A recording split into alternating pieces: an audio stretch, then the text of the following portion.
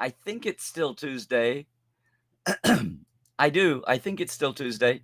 I think this is Trekland HQ. Looks familiar. And we are live. Yeah. Surviving Star Trek Vegas, hashtag STLV, from Ground Zero.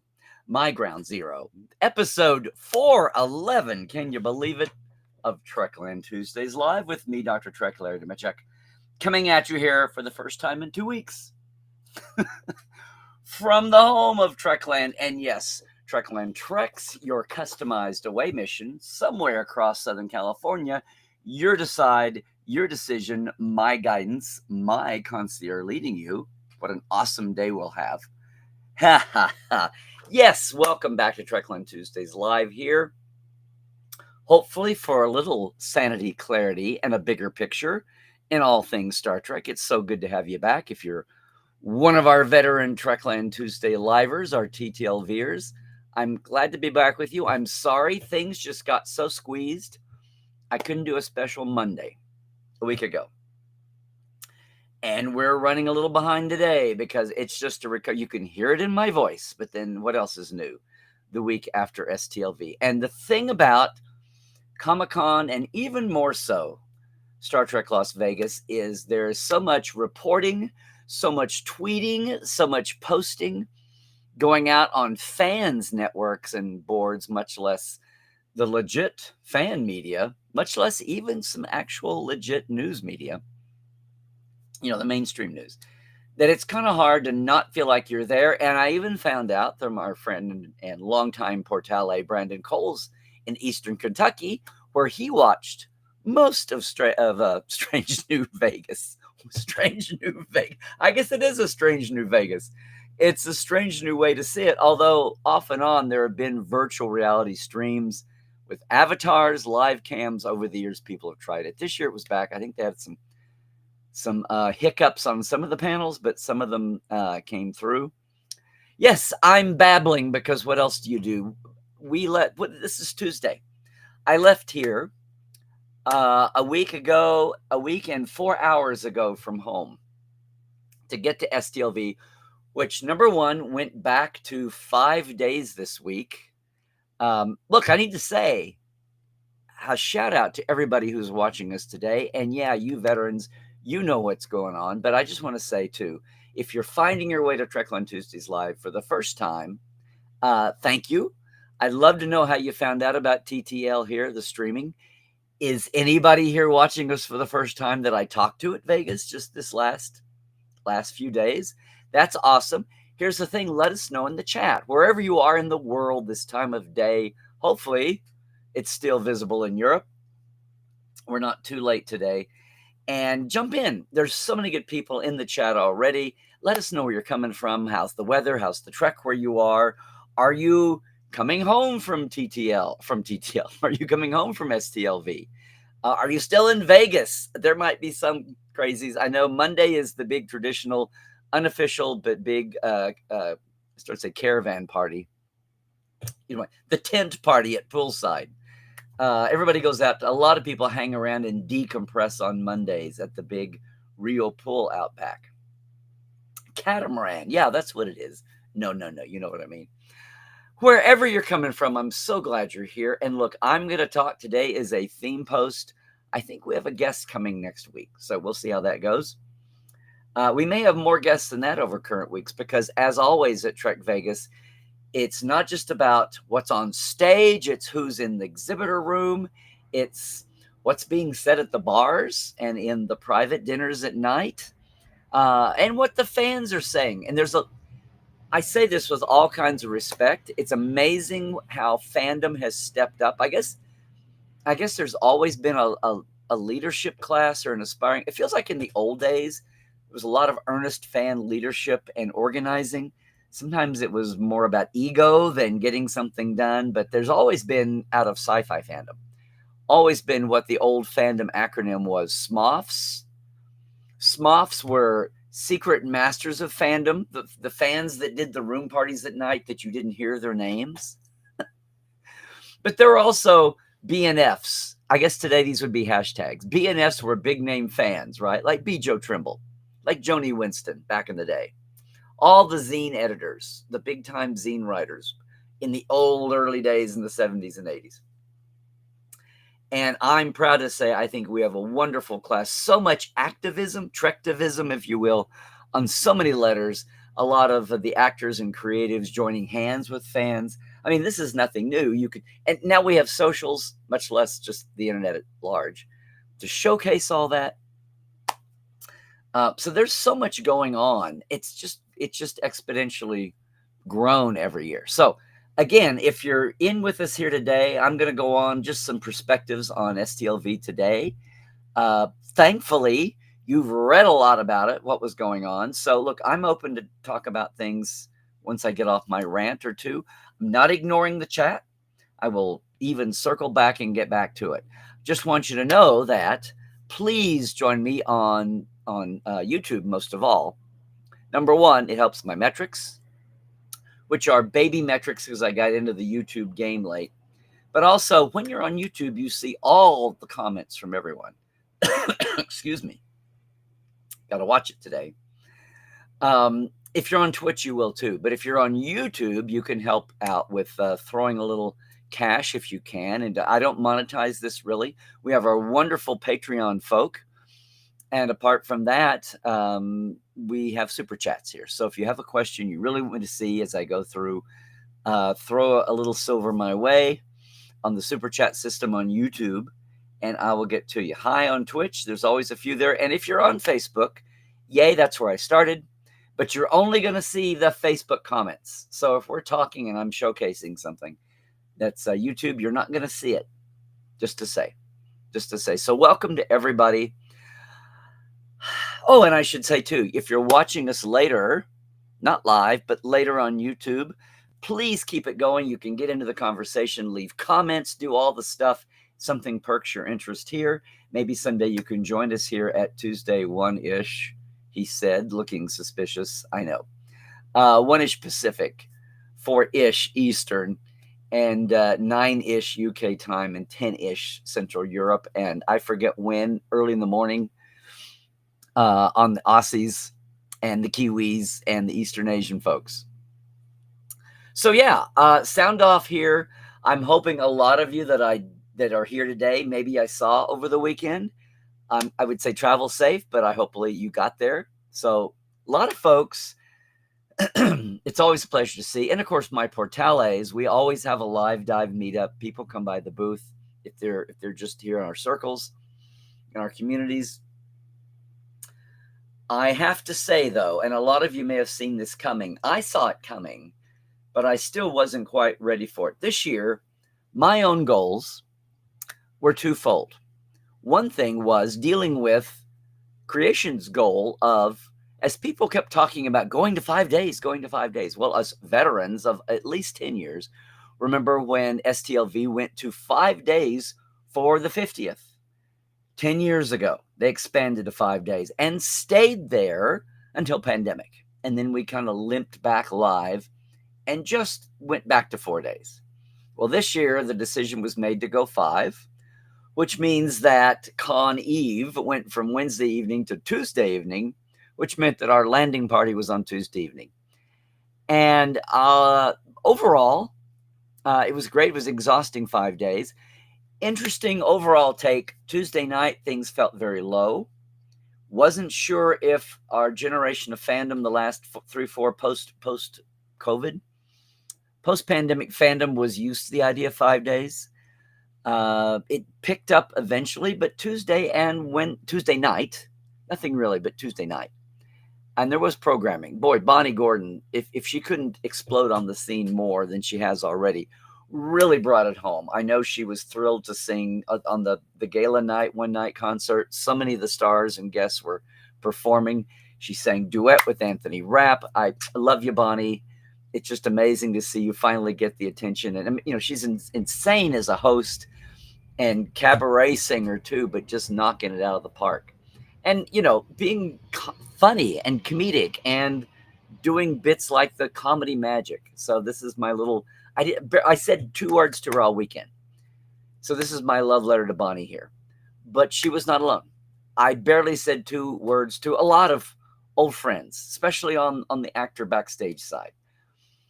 Chiefly because, yeah, the first 2 days started off a little slow and low, but eventually, Saturday was a sellout. I think Sunday was close to one. Oh, Sunday was a sellout, and Saturday was one, if not more. So it was like a slow motion. It was a lot like some vendors were telling me from San Diego Comic Con. Totally different mob. We've got all Star Trek all the time. There were some carve outs this year for Space 1999. Barbara Bain. I know you're going, what? Alan Tudyk and the Resident Alien cast. Alan's line was wrapped around the block. It was the interior block. There were some little carve outs for some sidebar series, but it's still 80, 90% Star Trek, and it's the only place you're going to see that.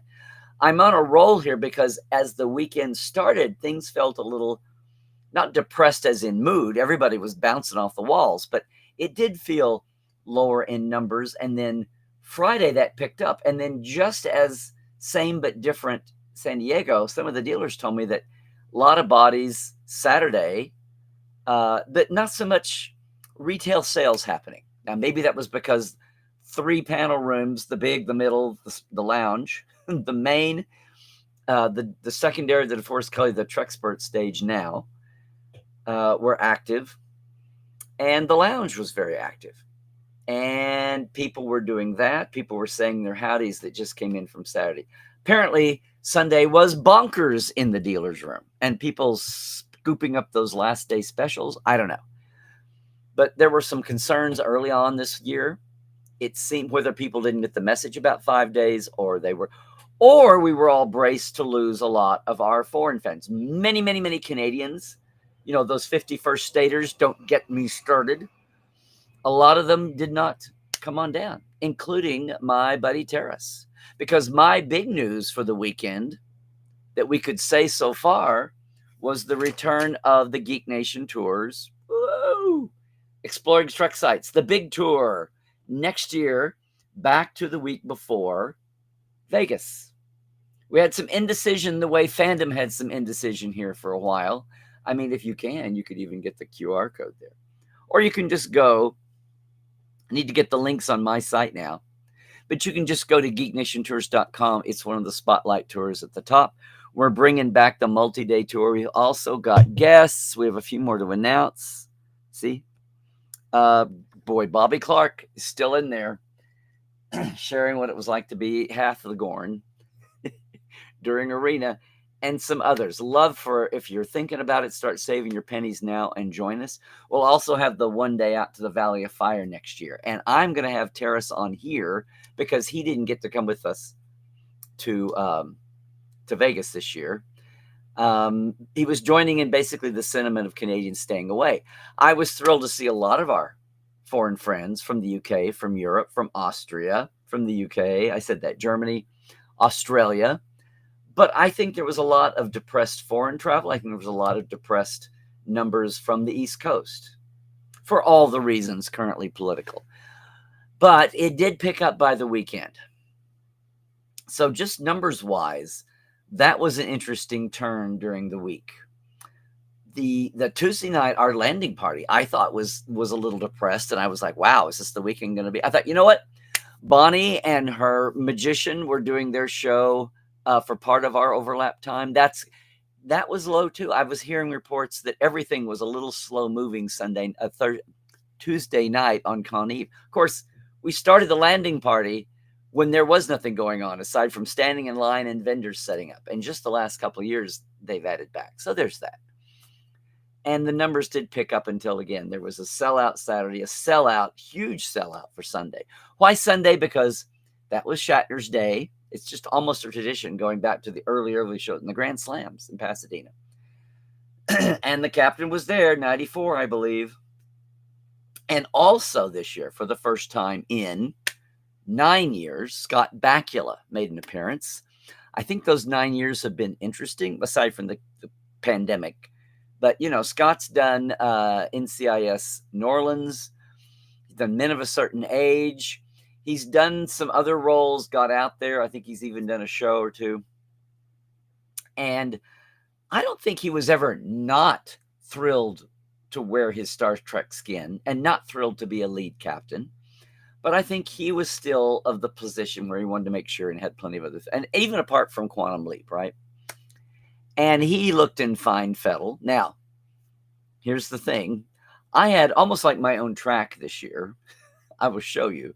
So I was not, just as I was not in the room when Sir Patrick came out and melted down the interwebs and announced the Picard show way back in 2018, was it? I was not there for some of the wackiness of Scott's stage time. In fact, I missed it all. I was in because I had to be at the table because I had two other things going on that day, the way the whole weekend was. But yeah. John Billingsley crashed the line and had some foolishness. And Scott announced that, he would be back next year. And our old buddy, Mike Sussman, made some, exclusive news with Trek Movie. Tony had told me earlier on that they were going to have an exclusive story. And it's one of those stories that there's a lot of heat and fire and air. How grounded it is not. Been at a time when we're looking for news and good news.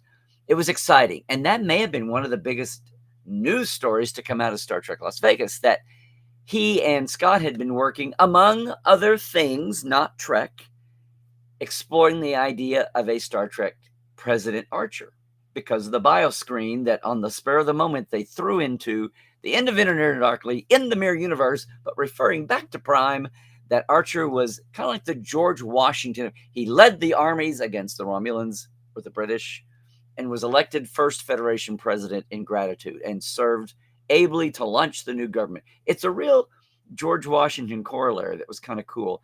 Totally on the fly, in the moment, as the show was being, canceled, thrown in there, and now has become, because there's a typo on that screen too, unfortunately, but now people are hanging to it, about World War III starting in 2 years. It was meant to be 47, not 27, but other story, other panel. Well, 2 years ago, during the strikes at one of the Star Trek strike theme days, Mike had told me that he was meeting with Scott. They were developing some ideas. I'd better keep my lip zipped, which I was happy to do. So apparently, with all the changes at Paramount, which happened during STLV, the final curtain, the first chapter, unveiled on Thursday of STLV while we were all in Vegas. Something to get to in a second. There's thoughts that, well, if the pipeline had shrunk down, not that the idea of my words, Star Trek West Wing, and a lot of you know that's been one of my 4 or 5 ideas I've thrown out there. I am not pitching a series, guys. I didn't get my people and my attorney and my accountant all together to go and have a meeting. I wish. I'm open to be consultants, though, Mike. Mike's been a Tellurite fan for ages. I know of whence he comes. Because my idea was to have a Star Trek West Wing, rough title, so we can finally get into all the cultures, have some politics, but no, you won't miss your Starfleet action because there'd always be a crisis. The diplomats would have to work with the Starfleet people. They'd have to go solve crises. But you would also have some West Wing drama right there in San Francisco or even in Paris. And that was one of my 4 or 5. I have talked about that for at least 5 or 6 years, at least before the pandemic. And to hear that phrase thrown around, not just that Mike's idea has now gone public because we're in a weird, it's a schism time. It's like 06, 07, right? We're in one of those times where, or in 2017-18, when somebody got handed the keys, but there's a big unfurnished suite of offices. Who's going to fill the desks? Yeah, we're in one of those crossover times, and it was a good time to maybe go pitch it again to the incoming people coming in once we know who the incoming people are. And if any of our sitting people are going to be holdovers or not. What's the status? So it was thrilled to see my friend, my buddy back from the old days, Mike Sussman's big story. Finally, I went, well, I guess this is when they decided to break it. Yay. And there it is, splashed across all of the Star Trek websites. So who knows? Caution, caution, caveat, caveat. Just an idea, just a pitch gone public, as seems to be the era these days. Pre-social media, you didn't say anything about anything because you'd jinx it. And then when you wrote your book in 40 years, then you'd talk about it. Well, that playbook's out the window. Now you're out there campaigning for things, right? Akiva's campaigning for Star Trek Year One with whoever is running the show. Terry, very careful. Legacy didn't go anywhere, but Vision is going great. It was great to see Terry, hear from him and Todd. The whole shebang, the whole shebang. Mention Legacy again, but it's got to be framed right. We don't know how big the pipeline is going to be, much less who's got their hand on the tap. So in light of all that, all these things bubbling up, and for Mike to throw in, and Mike and Scott to put his weight behind, yes, I'm interested. This is not rambling, babbling Mike Sussman out here. Yes, and we're working on other things too that have nothing to do with Trek. So there, that's how serious this is. So that was awesome to see popping up. Because the truth is, yeah, I miss seeing that in the room. I know it'll be all over the Trek news. I know Trek Movie. I know Trek Core. I know everybody will be tweeting it. It'll be out there. Some of the legit. It'll be Associated Press, maybe. All the websites that are legit news will have it, and I'll hear it from everybody. I'll hear about Shatner and his weird "Leonard is in hell" comment, which, it wouldn't be the first time that Shatner's been trying to be facetious, and people took it exactly the wrong way. Even our friends at Memory Alpha, something 20 years later. So there was that. There was the other thing. But here's why. If you saw my socials, this was my dance card this year. My friend Ryan, who's wound up in the driver's seat, if he can hold the stamina, he's a young guy. I know he can do it. The craziness doing dealers and talent. Maybe I should say doing talent and then dealers too, for Creation STLV. This was my dance card. A couple of them are mine. The rest were, 5 events, 4 events on the lounge stage, 5 events on the main stage. Your boy got to actually finally host and moderate on main stage. And the apex of that was not just the honor of getting to sit and guide and referee for none other than LeVar Burton and Mika Burton, but also to realize that it was their first time on stage together. It was a hoot. I hope the videos are out. I kept thinking, and I said once or twice, why do you guys not have a reality show? Why do you not have a sitcom? Oh my gosh, somebody needs to give these two a show. They were hysterical, but also heartfelt and thoughtfelt at times. Just one of the honors. But guys and gals and peeps, it was, for me personally, the busiest, craziest Las Vegas ever. There's a whole cottage industry of people sitting at my table when I'm not there, either claiming to be me or saying, "Where's Larry?" There's a huge, I think it's subsidiary only to "Where's Waldo?" Where's Larry? Not that I'm a 24/7 professional dealer, right? Not that I'm all about retail. I have self-serve drawings and listing signups.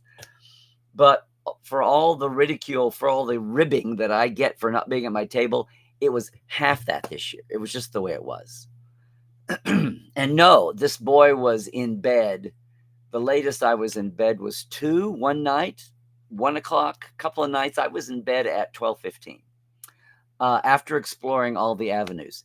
The nightlife seemed a little down, but still, shout out to Sean for bringing back the rooftop voodoo party, even as it was the first year voodoo was even open. The outdoor stage, a party floor, indoor and outdoor has this beautiful view of Vegas from this side of the strip. It's amazing.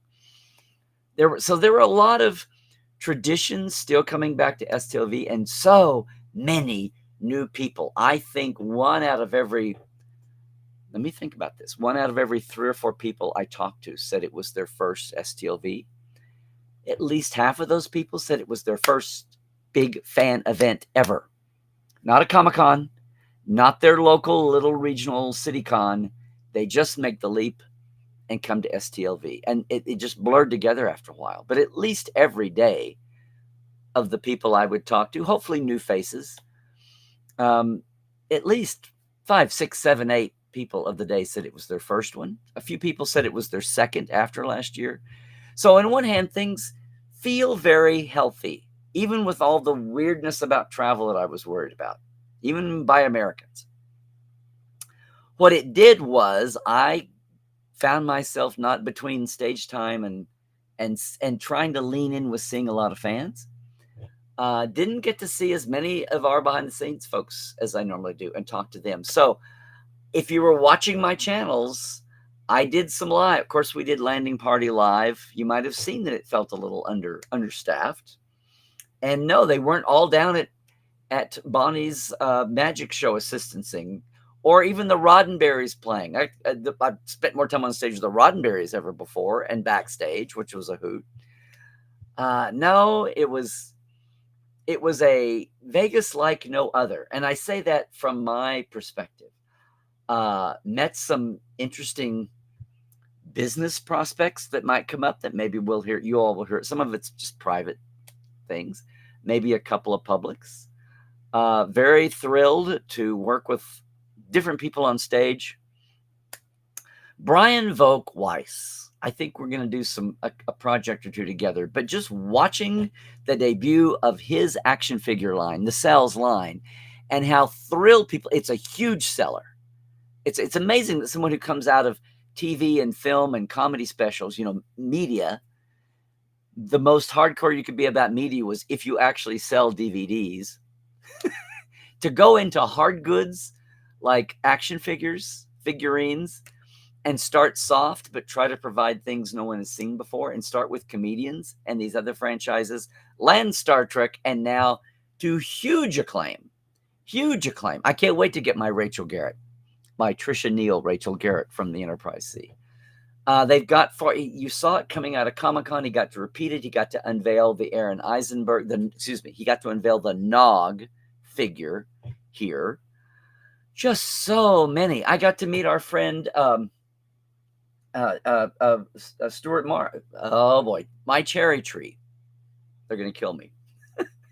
Barely by the hair of my chinny chin chin. Sunday afternoon. Did not do very many of the things I love to do with our licensees, right? With Lou and John at fan sets and all around the room. I just didn't have time to do lives with people.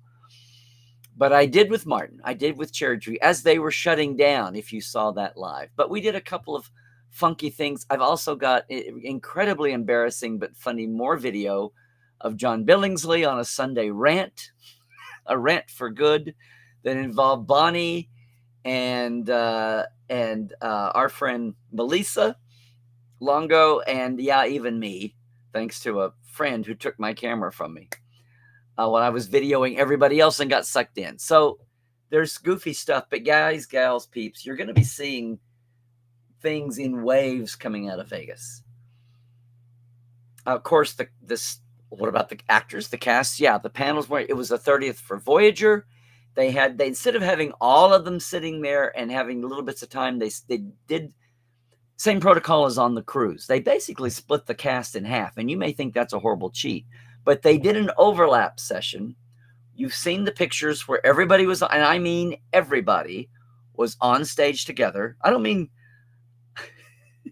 Jerry and Kate. I mean like Robert's there, and Roxanne's there. Everybody was on together, and Brannon too. And Brannon sat through both half casts panels, and people love that. It was an anniversary for that. Again, Scott announcing that next year for the 25th of Enterprise, I know that he would be back 2 years in a row. No more 9-year gap on this. He's going to be there for that one. Of course, never say never. Things crazy happen, but that's the plan, and people are already excited. Enterprise continues to get so much love. Will a President Archer series do for Enterprise? What? Oh, I don't know. Picard did for Next Gen? What Strange New has done for the original series? Yeah. I'm laughing. I think Next Gen and original had their own share of fans there too. So, I'm looking, and the biggest thing, and I don't know, since I had to do Maine so much this year, your boy finally got look, I have talent. finally got over. There was hotel there was Rio Creation merging like never before. Now, a few years back, the head of food and beverage at the Rio did some custom Star Trek menus at the eateries. Now, this is before the sale. It's now it's owned by private entity, but they are hiring Hyatt to manage the hotel, the room hotel. This company that owns the Rio now runs the facility space, runs the food and beverage, but the Hyatt Corporation is hired to manage the hotel. So that's who your interaction was with there. There are all kinds of, excuse my voice. I didn't realize this until the last night, and they were giving these away free. But there was a co-branded beer. See there, the Holodeck Hefeweizen. I learned my lesson back in the 90s. I'm going to poke a hole down here, drain this out, and not store the beer in the can, because 8 or 10 years from now, even in climate control, it'll misshape, and you know what beer does. But isn't that amazing? It's a co-branded beer using Creation's logo here. Gosh, a big picture, postcard letter. I wonder where that idea came from. Huh. That was awesome to see. Even more than that, in the Masquerade wing, you walk in, as I do, from the Masquerade parking, all the game machines from the Kiss Golf all the way down to Shutter's Bar, basically, to Masquerade Bar, are gone. Half of the space is folding chairs. They've installed huge view screens, movie screens. I mean, huge. Every night at 10 o'clock, they had a free showing, digital, beautiful prints of motion picture Wrath of Khan, Voyage Home. What else? The last night they had, Sunday night, they had Galaxy Quest. Free. With the drink special at Masquerade, which meant that we had to compete with V'ger when we were trying to give our prizes away for Landing Party, but it was fun. So many people wound up stopping by and sitting there. It sucked away a little bit of the crazy nervous energy from Masquerade Bar, but it was still there. It's still all good. So the hotel was working for the spirit, and not just on their own. They were coordinating a little bit, as seen with the beer. There's another, I didn't get it in here, but there's a plastic drink bottle that they were giving. But at the end, they were just putting the boxes out and letting people grab one or two or however many you could carry. So for first timers, everyone I talked to was thrilled, overwhelmed. People that I had known a while but made it to their first STLV. People that I just met fresh because it was their first STLV. Yes, we picked up a new Portal 47 member. What am I saying here? Yep. Shout out to Philip. Yes, I did some commerce. People still love the Renee Shavaria scripts. Also, I brought some goodies to the room. If you're not on my Trekland Trunk Facebook page, I've kind of restarted that. So go over and get on that. I will post things there. I may not be doing as many upfront eBay auctions, because now that I'm in one place and I can actually get into boxes, I'm seeing things, and I would be 147 by the time I got things out one at a time. So we may be doing seeing what we can do. And I would just as soon do my own and not go through an auction house, even though I know those get lots of attention and promotion and a lot of eyeballs. I think there's enough in the network and network adjacent thing could come over. So what's your shout out here? Your shout out is to go over. Your call to action, as we say in business, is to go over and subscribe on my Facebook Trekland Trunk page. I actually have a Twitter for it too. I don't know how active it'll be, but you should go over and do that. You should make sure, and if you're interested, check out the LA to Vegas. Where's my card?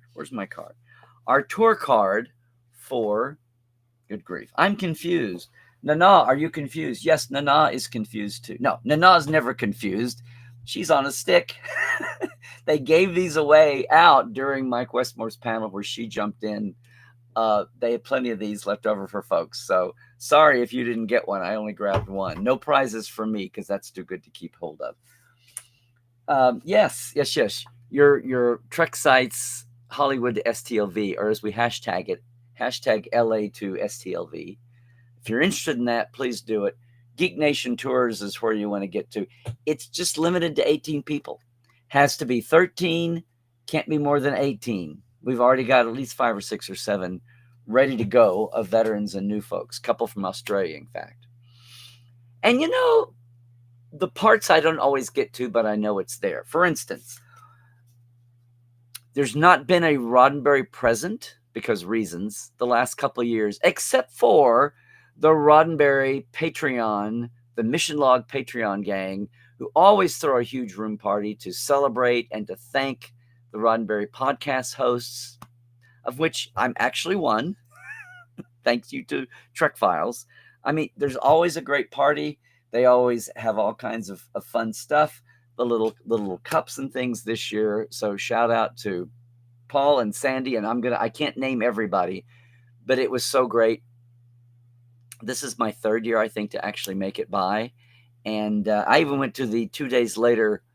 Nobody there had ever heard the term dead dog. Do you all know what dead dog? It's an old sci-fi lit term. It's the dead dog party was when the convention ended on Sunday and the staff is all exhausted. They're deader than a dead dog, but they have the after party just for the staff to unwind as things are being torn down and carted up, and and everybody gets to eat and relax, and then people leave after. Anyway, don't sick PETA on me, please. Don't sick the Humane Society on me. There's actually no canines were harmed in the making of this party, okay? It's just a term.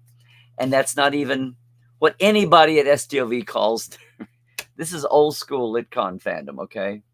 Just to say that some of us, that's the idea. It's the decompress and wind down party. I think I've been a part of some of those at Las Vegas too. But just the Etsy quality, the fandom is so strong. All the new actors say that. The new dealers say that. Everybody in the world knows. The Comic-Con vendors, I say it all the time. They say it. It's the DNA of Star Trek. The Star Trek fans are the nicest fans out there. There might be a few. Doctor Who might be a close second. But yes, so the Legacy campaign shared, they had their booth. You may have seen, look at that. They had these giving away for those folks coming by their booth. Oh my God, the Sci-Fi Sisters, they all did amazing. Everybody, the fellow, Scott, Ian, I'm leaving people out, I'm sure. The moderators that were doing things. I did 4 or 5. There was still plenty of work to go around, let me tell you. Mark Altman and Darren on their Trexpert stage. I was so busy, I didn't even get to go over and hijack their guests to be my guests over the next year. There were people on the list I did not get to. Maybe 1 or 2 exceptions. And so many folks we'd had on Portal 47 who had not been out to the wide world yet, like Melinda Snodgrass, doing her first convention because years ago she got burned and put out 30, 40 years ago by stupid fandom in the 90s. She didn't realize that I had told her. Hopefully I had a little bit of a chink in that, but so many folks. Rob Bowman was with us in the Portal thanks to last year. And I'm going to follow up that, and I'm telling that for all the Portales, or you if you want to jump on it. And I think I have this year's open house guest, which will be coming probably in October. So stay tuned for that. So much happening. But just the general quality of the Etsy stuff. One of the party favors from the Patreon party. This isn't a commercial pin. Some 3D printed Lower Decks badges, right? Magnetized. The last night, Sunday night, I'm walking over to have my last go round after the Rat Pack. I need to share something with you. But shout out to the fan who gave me the glasses case with the microfiber lining so that it cleans your glasses every time you put them away. This is going to go to Janet, I think. She's already claimed it. Just the craft exchange they have an hour at least once, maybe 2 different sessions set aside for people to all go in and exchange. There's so much, the guys, gals, peeps, the amount of Star Trek creativity from the fandom ranks on it gurgles up. And if some of the vendors and licensees are paying attention, they'll adopt that. And a lot of the licensees are fanboys and girls themselves, like Martin at My Cherry Tree, like Brian at Nacelle Company, like Lou and John at fan sets up and down the line, and I'm leaving people out, I know. Just so much goodwill, so much good juice from Vegas. Who was it? Somebody with some amount of position, either a new business or vendor, licensed vendor. Someone was at their first STLV. Maybe it was an actor, just who is involved with other franchises, and just talking about the lack of drama, just in the moment. The other thing I have to tell you about this year's, and I should have started with this, to walk in, number one, to see all those game machines gone with half of the space filled up with chairs for the theater. But the other thing, to get in elevators on Tuesday and see people that vaguely look like they weren't your normal Vegas tourists coming through, right? Because on Tuesday, the invasion hasn't happened. This year was a slow invasion. It didn't really hit a rolling boil of the Trekkies take over the Rio, and maybe till late Thursday and into Friday. The first 2 days were kind of a slow start. And so aside from the shorts wearing, Hawaiian shirt wearing obvious tourists, there were a lot of folks that looked a little on the techie, geeky side, but not all the way Trek. Come to find out, as we say back home, come to find out, there is a convention, there's a hackers convention called DEF CON that happens in Vegas every year at the Las Vegas Convention Center, which is adjacent to the old Hilton. Now it's a Westin. The old Hilton where the Experience was, further up the old school strip, right? The event is at the convention center, but there's no attached hotel except for they put their people, their staff, their main volunteers, and do the hotel deal for attendees around town. Well, this year it was at the Rio, overlapping STLV, which I don't know, may have been the reason some of STLV sold out, but also they had some real late deals on rooms at the same time. Friday and Saturday were sold out forever.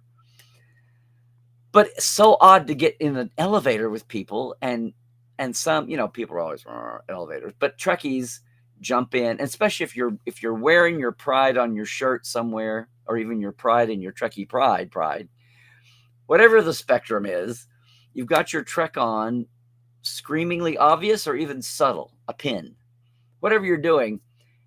And if you don't, then you kind of think, well, they're not Trek, but then again, they're still kind of, and you saw more and more. So finally, somebody would be talking, and somebody would look at me and say on Tuesday, so are you deaf? You're a DEF CON person? I go, no, a Trek person. They're like, what? And then they'd say, the first 3 or 4 or 5 people, there's a Trek thing going on here? And I always want to go, since 2011 at the Rio, since 2001, before that, and they look shocked and stunned. Well, I've never known that before. How did I not know that before? And I go, we've been at the Rio since 2011. Aside from 2 years of pandemic, one of them at Bally's, the Rio, the first or second weekend of August since 2011. Now, I'm not being sarcastic. I'm kind of being thunderstruck myself. And they say, we've always had DEF CON the first or second weekend in August. Now, it's at the convention center or some other place. It's never been at there. But their staff and hosted rooms and everything travel around. And this year at the Rio, but it was so funny because they acted stunned. And once you it's not like we were secret. It wasn't like the eugenics wars by original canon. It was a secret war no one knew about. We were all in the same hotel and didn't know it. So it was just funny. But after a while, I'd get in an elevator with people I didn't recognize, so they weren't screaming Star Trek at me with their clothing. And I just look and say, oh, are you DEF CONing or are you trekking? And by the 3rd and 4th day, everybody knew, and people would laugh. And it actually opened for most people. Some of those DEF CONers are a little spooky, just to say. Heaven forbid no one on the Star Trek side I would ever say the same thing about. I know, idic. But it was fun to hear about the DEF CONers who wound up spending more time over with us. In fact, one guy, we were laughing, he had kind of a neutral shirt with a secret pin Trek thing he could put on. He said, well, I'm leading 2 workshops at DEF CON, but they paid my room for 4 nights here. But I'm over here all the time. Like when I'm not over there to do my 2 workshops, I'm here, which was hysterical because, I think there's a little bit of an overlap there. Well, it turns out there's a hackers con in Pasadena that I may have gotten myself finagled into somehow accidentally. Anyway, such such a wacky year. And I mean, listen, I say all that about DEF CON and HackerCon. There was no, as far as I know, people are mixing at Masquerade. A lot of them wanted to watch the Trek movies that were on the big screen in that area of Masquerade. A lot of them may have walked in and gotten one-day passes on set. Maybe some of them may have been why Sunday sold out. I don't know, or Saturday. Their thing was mostly over, and they hung around over there. There'd be a lot of overlap. But what I'm saying is, I'm laughing about the weirdness. There was no, just as there is no Star Wars, Star Trek headbanging, except in really, really desperate clickbait, right? I didn't know. And if anybody knew of this, I'd love to hear about it. For what I could tell, interactions at the Masquerade or any other bar, any other place, there was a bus stop would come at the bus pull-up place, and they had a little DEF CON shuttle bus that ran. So, they were really organized. Had a shuttle bus that would take people back and forth over to the convention center, to the LVCC. But to my knowledge, and I'd like to hear, there were no nobody was, oh, Star Trek, oh, DEF CON, hackers. I mean, there was nothing like that. Or, hey, this is our bar. No, it's ours. Nothing weird broke out. For one thing, the damn Star Trek people are so nice. They were like, okay, you take it. There was one time when we were checking out, and yes, Janet was with me and keeping a low profile. She had some family business to do in town, but she was keeping a low profile. And as we were taking our load of bags out to the car, and we had a pretty full elevator between her and I and our bags and a tilted thing I was doing and 2 other people, a woman and maybe her son who had a big roller themselves. The door opened, and as happened 2 times at the evening rush hour, Saturday night, Sunday night, the elevators melted down. They didn't malfunction. There were 2 working elevators out of the 4, and it was people were on every landing trying to get on, trying to get off, or off for the first floor. It lasted about an hour. It wasn't mechanical. It was just body overload. It was just sardine sausage overload for the system. Monday morning was not near as bad at mass checkout time. But this woman and her younger, I'm going to say son, teenager or older, opened the doors. And unlike everybody had on those insane rush hour times, this woman we opened the doors. We kind of went at her. And did that stop her? No. She just bulled ahead. And I'm sorry, I think she expected me to pull up something I had, but I had to keep it tipped sideways. And the whole way down, there was a metal plate like digging into her ankles. Sorry, it wasn't my fault. And as we got off, I remembered thinking, I bet she wasn't a Trek person. I bet that was a DEF CON person. A Trek person would never have done that. But I didn't say anything. I was just up here, right? And as they walked away, there was something Goonies or something anyway, as they walked away, her son had a Goonies tag. And I was like, yep. I mean, Iddick. I know, we're Iddick born and Iddick bred. And when we die, we'll be Iddick dead. I know. Apologies to my Sooners. But I still couldn't help thinking, engaging, because I think if she had been there for Trek, that never would happen. She would have been one of the polite people, like everybody was doing constantly all up and down that morning. I think I want to end with this, just out of the gate. So a lot of folks, I may think of some things as we chat. Feel free to ask me about anything else. If you saw something going by in the ether, again, I wasn't everywhere doing everything. I wasn't crashing night parties more than usual. I had things to do. I had some commerce to pull off too. Made some folks very happy with additions to their collections en masse. Yay.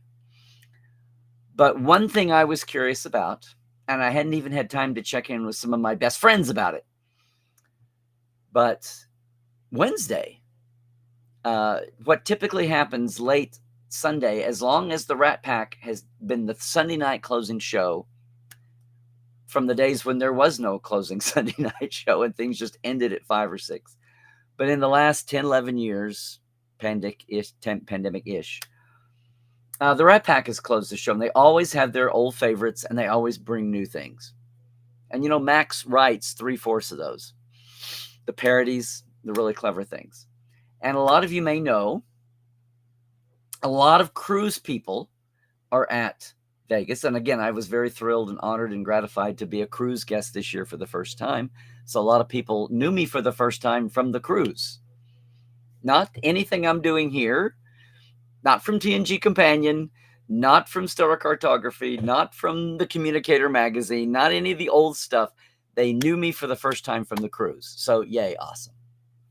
But they knew, just like people who actually were at the Little Mission to San Francisco Con for the second year last year, they knew that the Rat Pack played at both San Francisco, as they do at most of the regionals, and they were on the cruise. And they knew that Max Grudenchik had missed both of those. He was ill. He was down. And, and he and his wife, Corinna, he moved to Austria to live with her and be there with her family, right? So anytime he does a con anymore, he comes over from Europe. And I had been meaning to catch up and see how he was doing. And lo and behold, most of the guys come in on Saturday, and they put in a day Saturday, and then the show is that night. Of course, they have at least one rehearsal to get back in fighting shape and performing shape, much less have some signings and maybe be on a panel, right? And lo and behold, here's Max and Corinna in one of the green rooms on Wednesday. And I was so thrilled to see him. And I can tell Max was a little frailer than usual, and Corinna was right there. Anyway, we had a good talk. I was so thrilled to see him. Did a selfie, helped him with the coffee maker. It was fine. And then they did the show, and I'd seen some old friends or a little earlier, and I don't know, folks. We don't know what this old world is going to do. We're all in here trekking. We're all in here slugging away to do our thing, to hopefully make sure we can do our thing next year and the year after that. We're either enjoying our fandom, or we're seeing our stars, our actor friends, or our creative writers one by one. And again, shout out to Mark and Darren and the Treksperts for finally coming up with a business model and a pitch to Adam and Gary, after I had tried to do that for years, just informally, to bring so many behind the scenes folks to that stage. So STLV is as much a pastiche as it has ever been, including the fan-powered events and the fan-powered synergy with actors and with creatives and with the licensees and merch people. So many different ways STLV has blossomed. So different than the thing that Melinda Snodgrass experienced 30 years ago that's so much better now. But I saw a couple of very good friends of mine relaxing at Masquerade after the dealer's room shut down, but before the night show. And I said, "Are you going to the Rat Pack?" And they said, "Well, we've seen it a lot of times." And there is a lot of greatest hits material they always bring back, but they always have at least a half dozen new songs, kind of reacting to the changing news around Trek, the situation, the vibe, the personalities, the situations. And I said, "Well, Max had to miss San Francisco, the little show, and the cruise, which is a big deal. The cruise is so great to be a part of." And I said, I'm not telling you, obviously I'm not telling you what to do, but you might want to it's free. You might want to come down and watch this one just so you can say you were there. I don't know what our crystal ball tells us for anybody, but I just had this something in my bones about people being there, and I had other things. I know, even on Sunday night, I had other things to do. The Rat Pack is the one thing. When Janet actually comes to Vegas, no matter how public or private she is, she always wants to see the Rat Pack and loves that. Or when they're doing off-bit things somewhere else, including the Voyager dock perks in I should say Casa Loma, here in California for the perks. I had to leave about 30 minutes in, but I made it a point to go down and see at least a chunk of the show. Um, so yeah, it was good to see Max back in action, as they say in Mac the Knife. Look out, the Rat Pack is back. Boom. And it's always a fitting closer.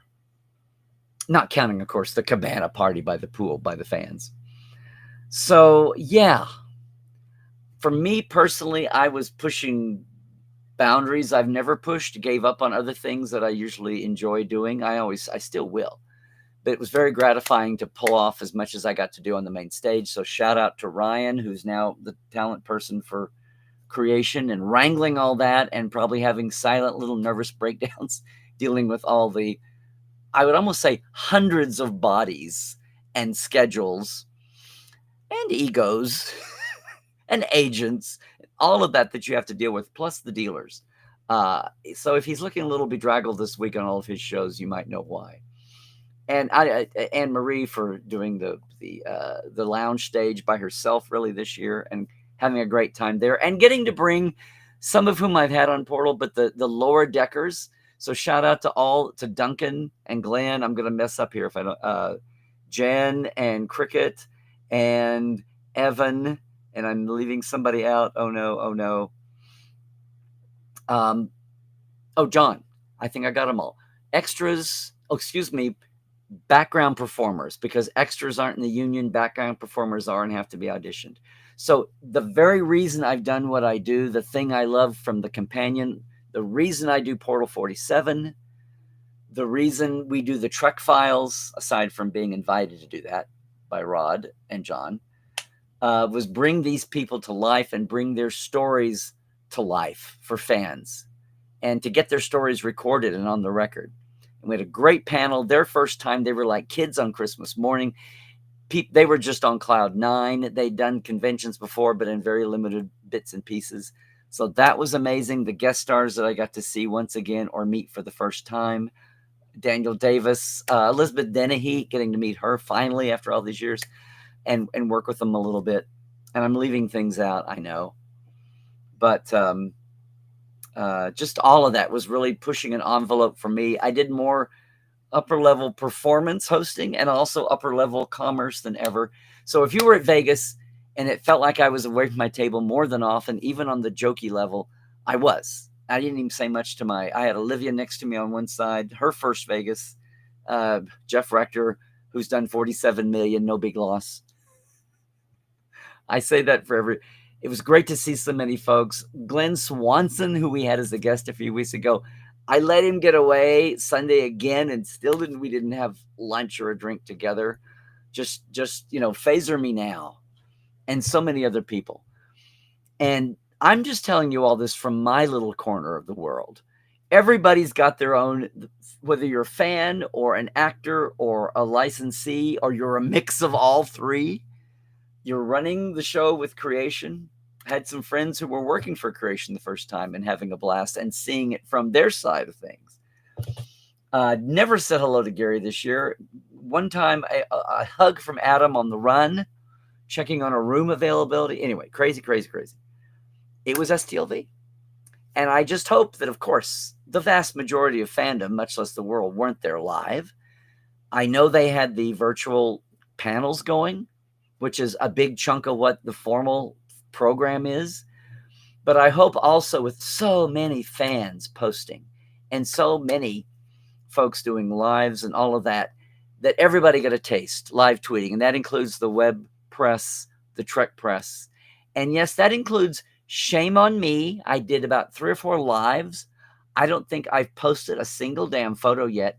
I will be remedying that because, I think I didn't post almost a single damn picture from San Diego, including my own panel.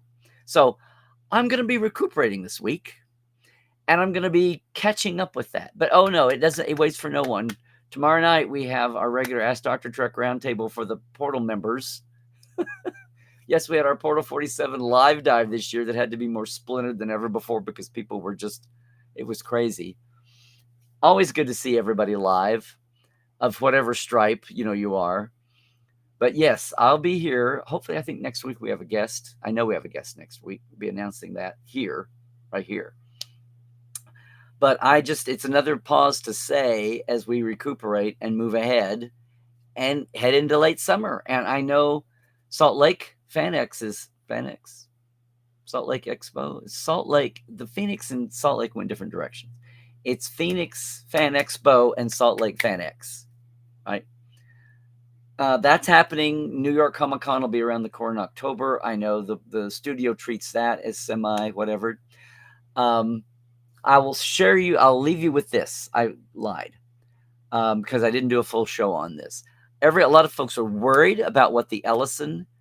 A year ago, we thought it was the best thing since sliced bread. Of all the options, the best thing for Paramount and Star Trek. Now people are not so sure because of all the political with 60 Minutes and the FCC, which should not be a political process, but you know who made it a political process.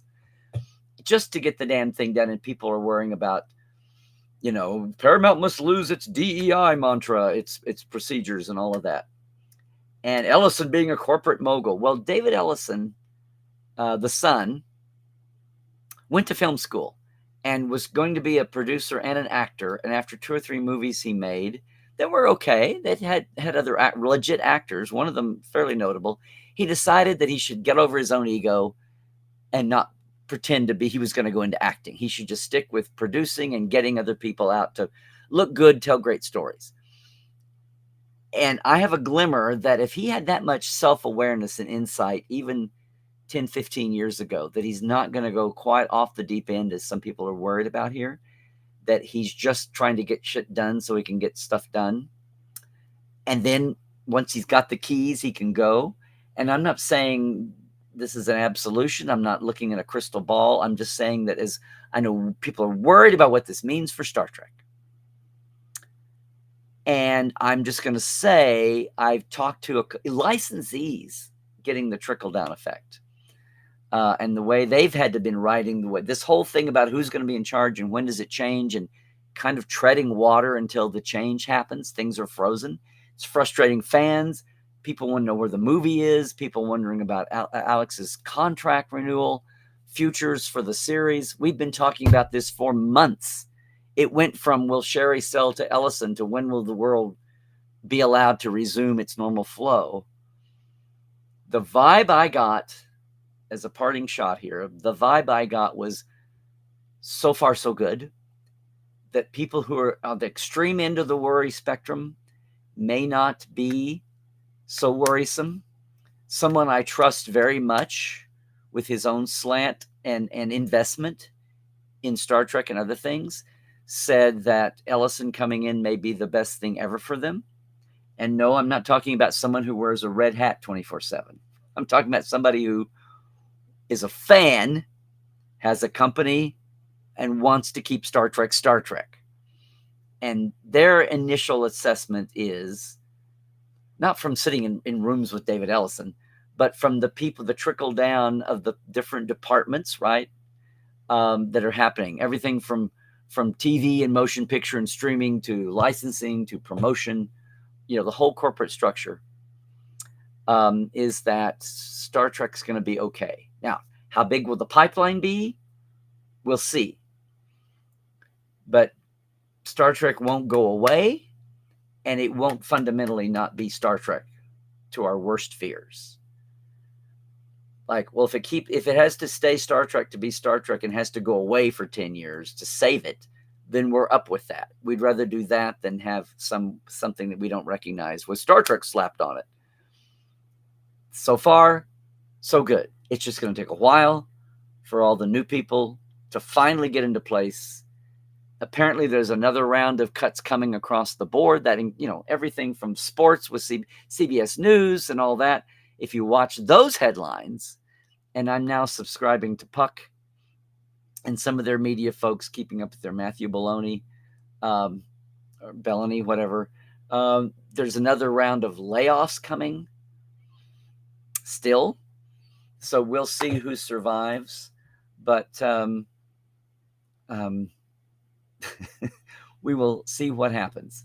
The layoffs, you're going to hear about that too, but that's happening across the industry as they try to figure out what the hell media and entertainment looks like and how we deliver it and how we receive it coming forward. That's all still up in the air no matter what the politics are. Politics will filter that, of course. But yeah, So there's still a few little T's to cross and I's to dot. So don't expect any kind of independent streak if that's the eventual goal right now from Skydance and Paramount's merger. They may want to even buy up some more companies that fit the brand. So that's still to watch out for. So it's all things for us to be talking about. Meanwhile, we've got Strange New Worlds wrapping up. I've got a new second opinion out that we actually did before in a vacuum before STLV. So it would be right on time over the weekend. Hope you take a look at that. So I'm going to take a drink. We will take a break here. If you're watching us live, hang on. But for all of you watching us later here on YouTube, thank you so much for finding your way here. Please like and subscribe. Do all the things, would you please? Okay. And of course, just to note to say, I appreciate you coming just as much as I appreciate all of our Patreon folk. Love it when you can help out like they have. Our TTL club this month is, yes, thank you so much, Chuck A., who I got to meet and see his awesome booth, his collectibles he's selling. Yeah, he deals in. So thank you so much for all these years, Chuck A., for being a Patreon, as well as James Kerwin, Diana Hopkins, Halbeard Gunn Johnson, Lawrence Todd, Chris Jiggins, Justin Ware, Andrew Jazimski, Josh Patton, Pranikasha Productions, Saw You Too, and the Cello, Keith Rombach, Comedy Forecast, and yep, our live wires, Robert McLean, Byron Bailey, J.R. Poole, Brandon Coles, Dan Leckie, Dave Gregory, saw Dave, Chris Garris, of course, saw Chris, and Casey Shafsky, saw Casey too. So good to see a lot of you live, but thank you so much for everything happening month to month with my modest little Patreon. How modest? Well, here's how modest. It's $5 or $10 a month. Patreon.com/Trekland Live. $5 gets you the shout out, $10. Now that we're through con season, I will fix the interview, the Portal 47 early archives, and get those to everybody. Fine, I understand the original links I was sending weren't working. We'll fix that and finally get everybody caught up, all right? Thank you so much to our Patreons for helping monetize this. Again, YouTube, if you're on YouTube, you can monetize me a little bit, a buck or two here with a super chat. That's awesome, and it helps so much. Every little bit helps. And, yes, we're on hiatus for the Trek Files. We finished up season 13 with such a boom. If you haven't had a chance to go look at it, thetrekfiles.com. You can find it on any podcast platform, iTunes, Libsyn, on down the line.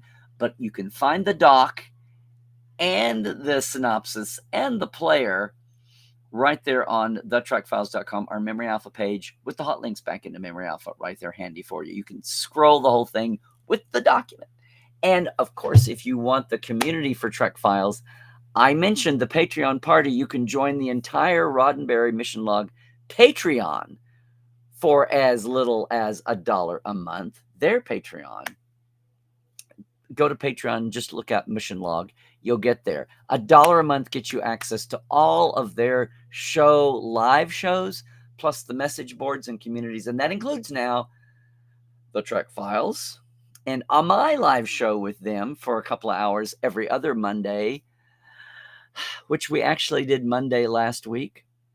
So not today, but a week from today, I'll be back with Trekophiles Tonight, spelled with an F.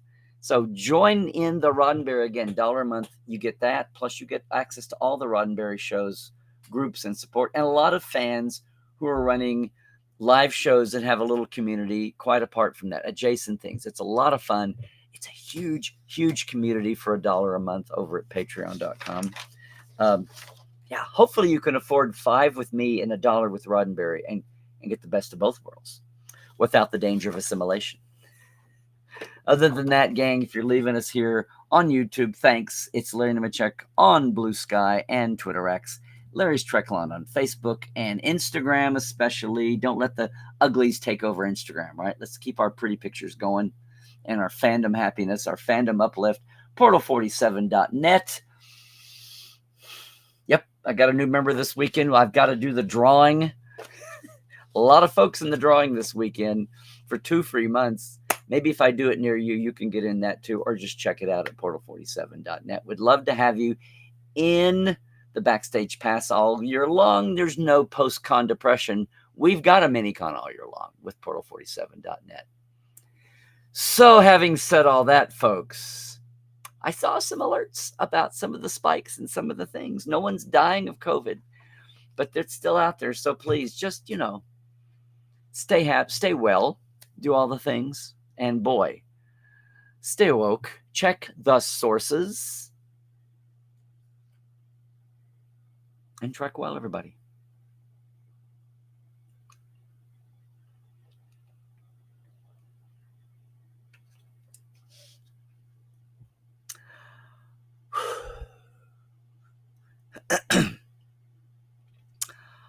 Back scrolling needle.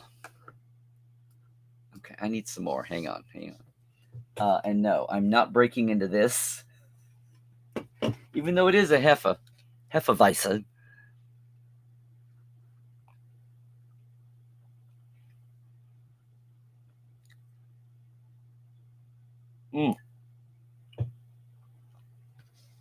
Is everybody here? Can I not get scrolled back all the way? What can I only go so far back? How wacky is this? Is that? Oh, I see. Oh, that's a new addition. Well, thank you, Restream. I'll stick with this. I can't go all the way back, apparently. I cannot get all the way back. You know what? I don't think I said. Well, there's so many. We'll get into it. I can get into it. It's good to see Sean Ferrick over from Trek Culture. And, of course, the Trek Geeks were there next door to Fan Sets. And, Father Eve, Tex Trekkie, and Taylor doing more firsts for her. So much good stuff. Why can I not get back all the way? Maybe I did. Oh, there you go, Chuck A. Yeah, see? So many folks. Barely said boo to Terry, although Todd said hi to me when they came in the green room. They've got new things happening, going on, coming over from... He said Vision is done except for post. He can stay in LA now. Hi, excuse me, gang live. My figure, I know you had a ton of things to repost. Everybody follow my figure, would you please? If you missed it the first time, it's for sure, if it's worthwhile or fun in Trek, he's reposted it. Thank you, Carl. And I wish I was in Salt Lake. If you have anybody's ear you can get into, say, why don't you have Larry back? Yeah. Thank you. It's been my idea, not wonky Star Trek, although it could get wonky at times. I don't mean an exact clone of the West Wing only with Star Trek characters, but I mean had the governmental vibe as a format, as a springboard for drama and comedy. I mean, I'm not talking about put everybody in suits. Yep. Absolutely. If it's Trek news, we will repost it. Well, Philip. Hey, Philip, I've been talking about you without talking about you. Welcome to the portal, Philip. And yeah, you'd love to write it, wouldn't you? Right? If they take Mike and Scott's pitch, it would be immediate. Early. We might finally get the end of the Romulan War, or at least flashbacks to the Romulan War going forward. We'd get the founding of the Federation. That would combine two. I've wanted a Star Trek West Wing, but I'm thinking it's like, Picard. It would either be Kirk era or it would be Picard, Janeway, Sisko era, Lower Decks, Prodigy era, Picard early. And that's a clump of time that we've explored, but we could have West Wing in any time. The original Section 31 time, which was going to be midway Kirk to Picard, Enterprise BC time. It could be then. It could be, but they're pitching it there. So that means my other thing I've always wanted to see was the Romulan War. So if they start with the Romulan War and segue into the early years, writing the Articles of Confederation, which was like the Coalition of Planets. In American history, the Articles of Confederation were the first government that didn't work. It wasn't functional, and they had to go back and write the Constitution that gave us a government that worked until apparently now the wheels are coming off because people stopped going by faith in words on paper and people to back it up. We've survived corruption bouts before. I hope we can get through this one. But it's interesting as a parallel that the Federation had the coalition of planets and then the thing that stuck. Just the same way that the Americans, at least, had the Confederate, I'm sorry, gang, the Articles of Confederation, United States, with a Congress, and a Congress elected a president just like it would be a speaker of the House. And people go, we had a president before George Washington. Well, it was the president of the House, president of Congress. It'd be like saying the Speaker of the House was, which is number 3 in line. Okay, I'm going to quit being wonky. This is exactly why a West Wing would work. But if they combine that era, founding of the Federation, with the West Wing, then that would be Mike's Star Trek United era. It would be 2 birds with 1 stone. And again, don't sick PETA on me. What is this, Larry TV? Oh God, please no, Carl. I'm exhausted. I am exhausted. Yeah, I tried to. It was late fermenting, so I tried to help out. Am I just like not able to? Gang, was I not able to start at the beginning of the chat? So I apologize if you did. Rico, my man, speaking of right around the corner, there we go. We will definitely get those Trek Files episodes ironed out. That was your first time to sign at STLV? How did I not realize that? Yay. Yes. Next year is the 60th, my friend. I had this thing carrying around that the 60th won't be as crazy sexy as the 50th. Like people don't live that long. But wedding anniversaries aren't as big for the 60th as they are for the 50th. So we'll see. But people are already starting to, I think the gurgitating's happening. We'll see what's happening in the outside world. Of course, by the 60th, hopefully Starfleet Academy will have finally been out in the air and out in public for people to see. But Rico, I had no idea that was your first time to sign, to be at the table. Hey, Christian. Howdy. There you are. Boom.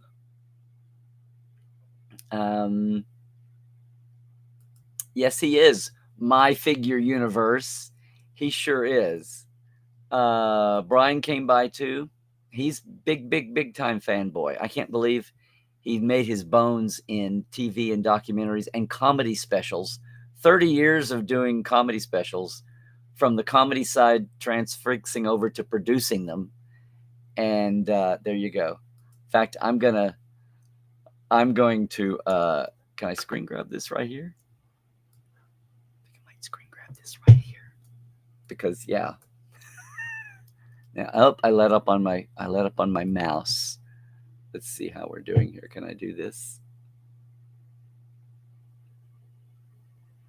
No. Can I do this? No, I'm facing. Okay, guys, I'm backwards. Why can I not? This is crazy.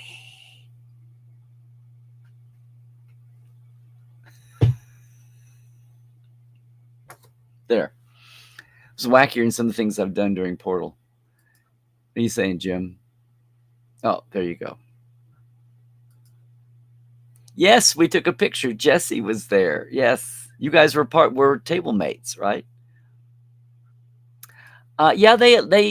Yeah, it was all on Mark's stage on the Trexperts. I could just call it Mark's stage now.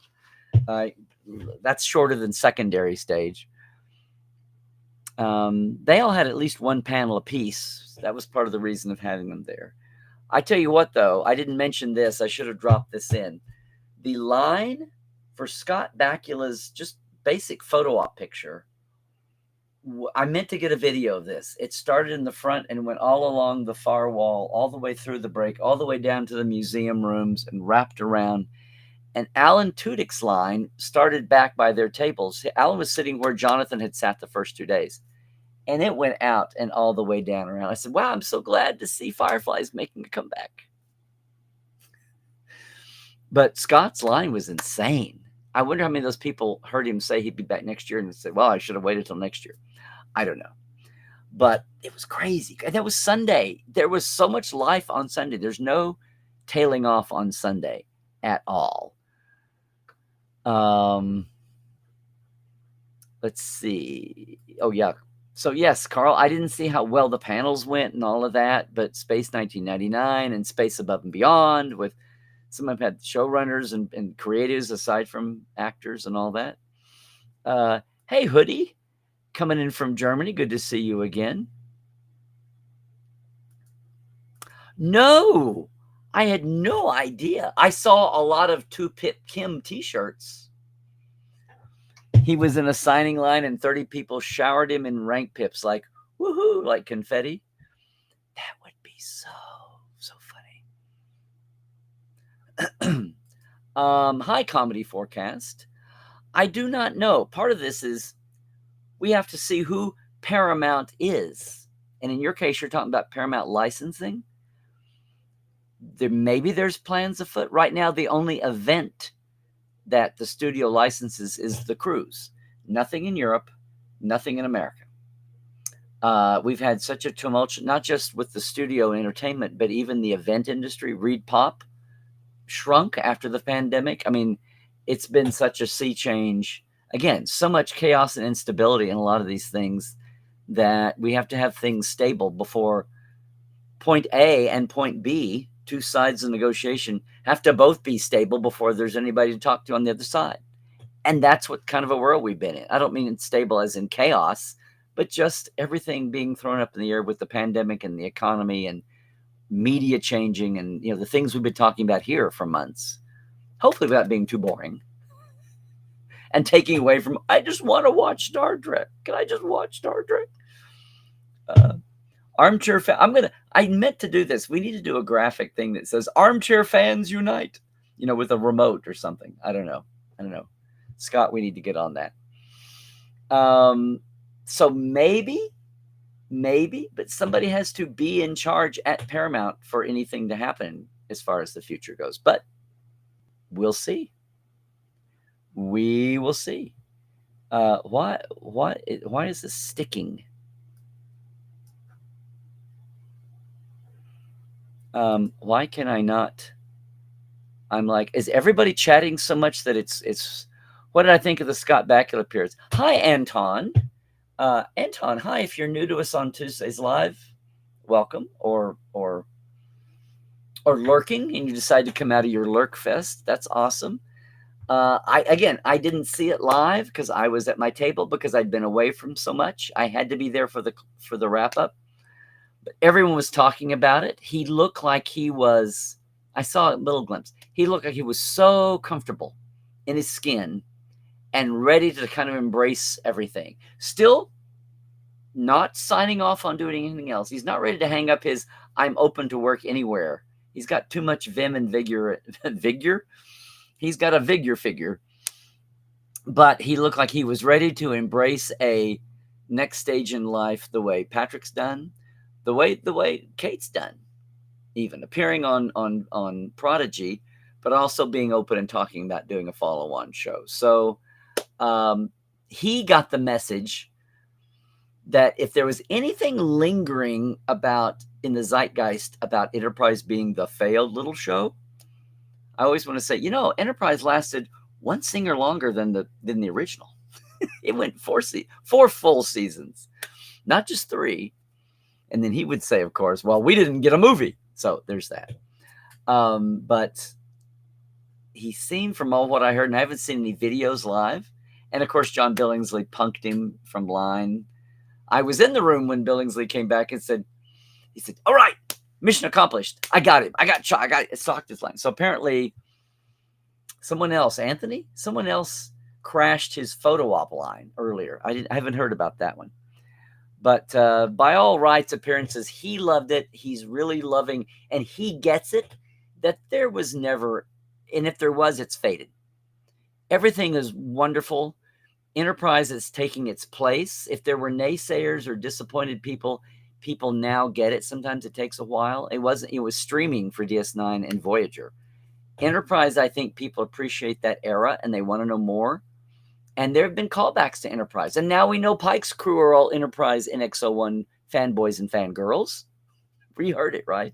So they get a lot of shout out and love. And I think he sees that both corporately and from the fandom. And so he feels good about not feeling like he's forcing himself into a, beating a dead horse, to make another PETA unfriendly phrase there. And gang, I don't know what's going on, but my chat is freezing up. I can't back scroll as much. I mean, when I'm doing these, that's as far as I can back scroll. I haven't had this weirdness in ages.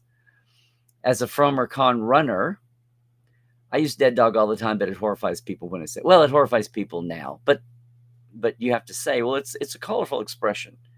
I have dogs. I would never have a party with a dead dog there.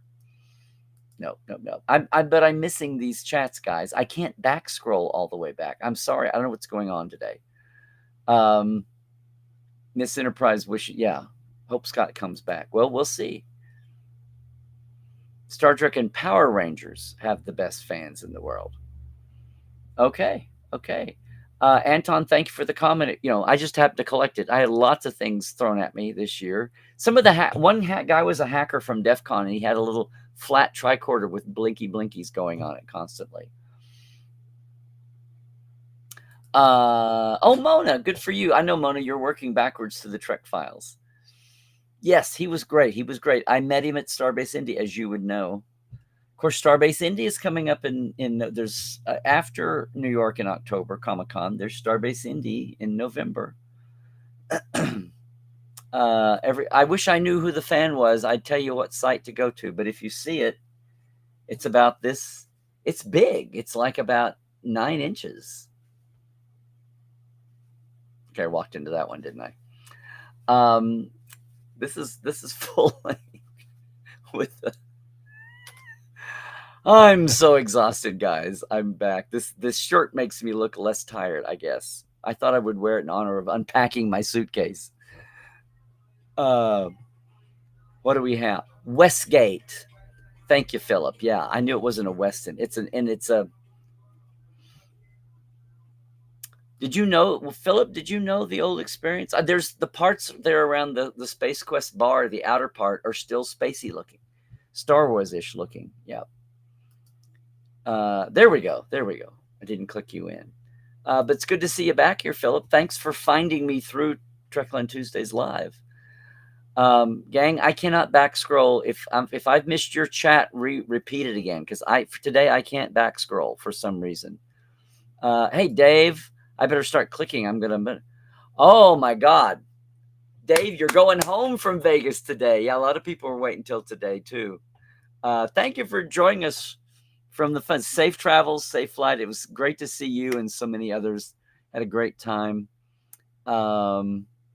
Christoph, they're in Innsbruck, Austria. Austrian fan club has 3 members in Las Vegas every year, 2 for STLV, 1 for DEF CON. Oh, that's interesting. That one has several chips and LEDs implanted in her arms and hands, including contactless payment.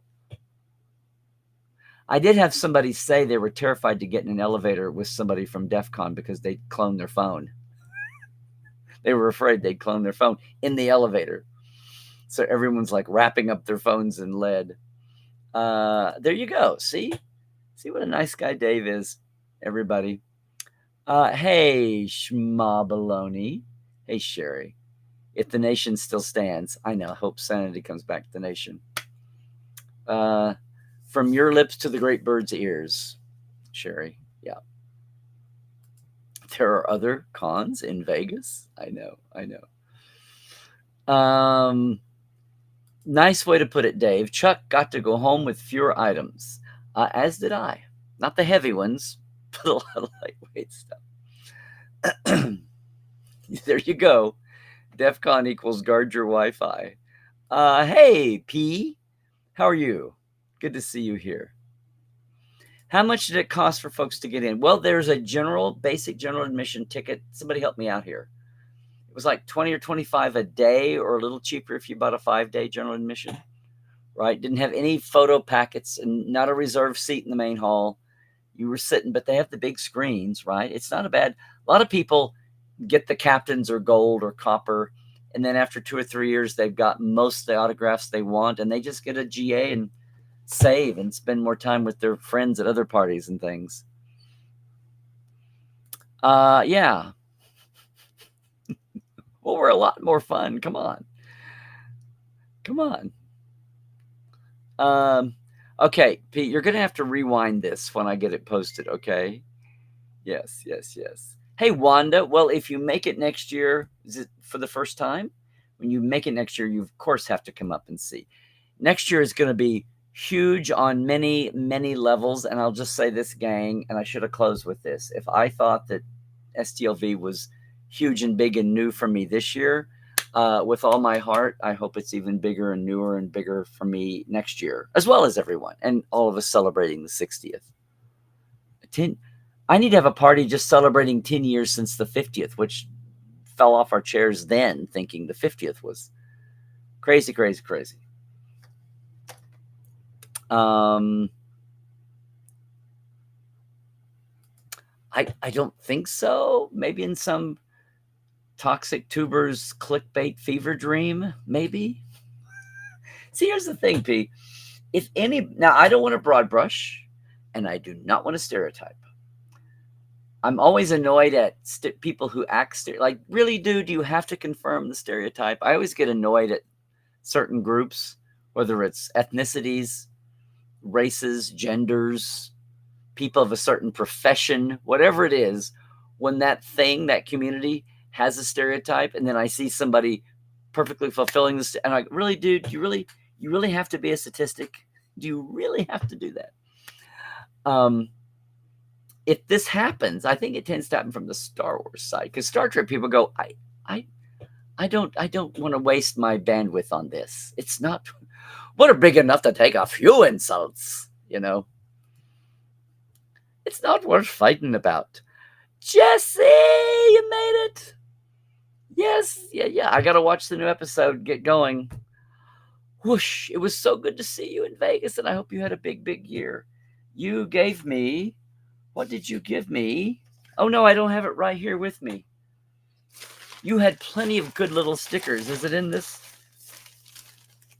Here, I'll show. Oh, here we go. See, the 4th annual mission log party, lower decks.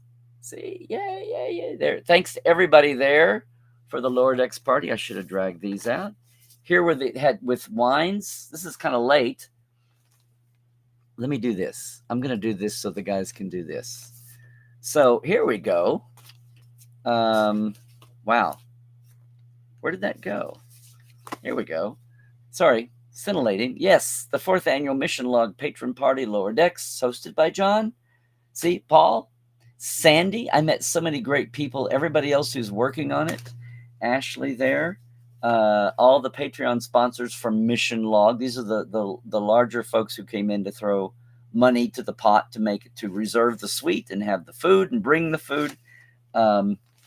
Big shout out to Star Trek Wine and Spirits, who sponsor the things there. They advertise on the Roddenberry podcasts a lot, including Trek Files. So yay. And then some of the custom drinks. Oh, I have to post the picture with none other than the great Darren Benjamin, one of the few last great bartenders from he's not an old man.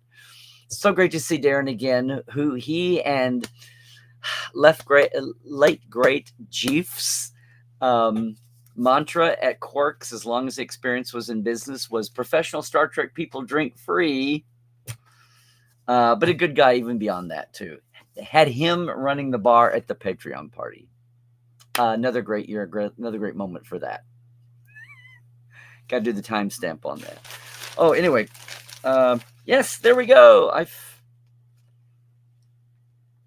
found one. A PB&J. Yep, Picard, Beverly, and Jack. And yes, the other side says, oh, from Crusher Convo. Wasn't there a Will? Wasn't there a Wesley thing to this? Anyway, there you go. Good stuff. Thank you for Patreoning me. Clicking you in there. Yeah. So thank you, Jesse. And great to see you. Hi, Anton. Next year's gathering should be amazing, considering the 6th is just around the corner. Exactly. And I didn't think people would get riled up for the 60th, but we've been through a rough time here, and it's a time of change corporately, media-wise, nationally here in the States. I think people will be ready for a little distraction, if not celebration, next year. I underestimate. I think people are already looking forward to it. It's wacky. It's wacky. It's wacky. What is this? He doesn't like you. I don't like you. We're wanted men on 12 systems. Star Wars fan to Star Trek fan. Yeah. As long as the tab is paid, hey, all bars are open, or open bars. Yeah. Well, guys, somehow I'm if I didn't have that microphone at landing party, the very first thing out of the bag on Tuesday night, the early years of landing party, I would totally strip my throat out before the con even got going. So I know what you mean. I saw no boob backers, boo hackers, or even boo Star Wars, which was there. Everyone was excited. Yeah. I think, how can you not be? How can you not be? What are you saying? You had a guy who was working at DEF CON, bought a ticket to STLV the day so he could come check us out. It was cool. Well, and it was good that they had an affordable one-day ticket to do that. Yeah. There you go. They are. Yeah, this is something to keep an eye on. We'll see what happens. I don't know we'll see what happens. I don't know. Maybe they should make different contract deals with different producers now if the prices are rising. Of course, we had nearly 3% inflation in the last month, so here we go, America. Yeah. We'll see. Oh, Joel, it was so good to see you too, man, and hang, especially opening night and the night of the your Rat Pack group or your Bada Bing Bada Bang group. Oh, Chris was doing a live. See, they're old hat now. The old days when I would be the only one doing that 10 years ago, everybody else is catching up, and it's awesome. It's awesome. The proliferation is exactly what we want, right?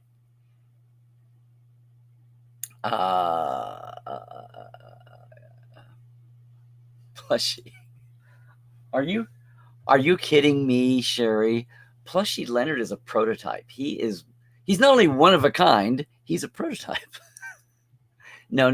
Plushie Leonard, Plushie McCoy is not going anywhere. I would not part with him.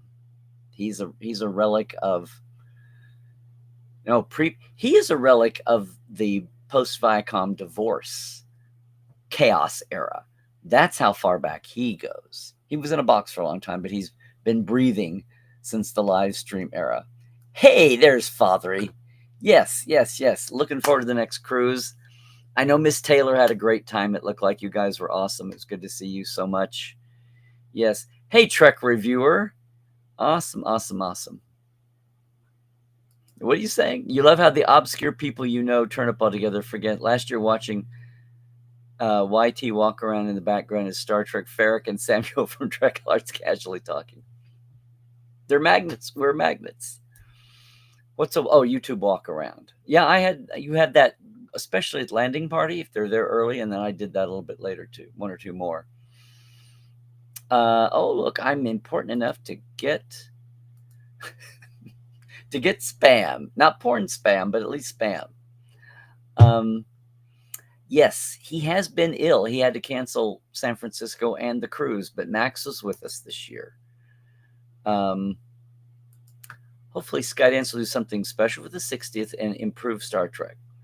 I know there's a lot of definitions in those and spectrum of attitude, but yes, let's all agree that we can say yes to all of that, right?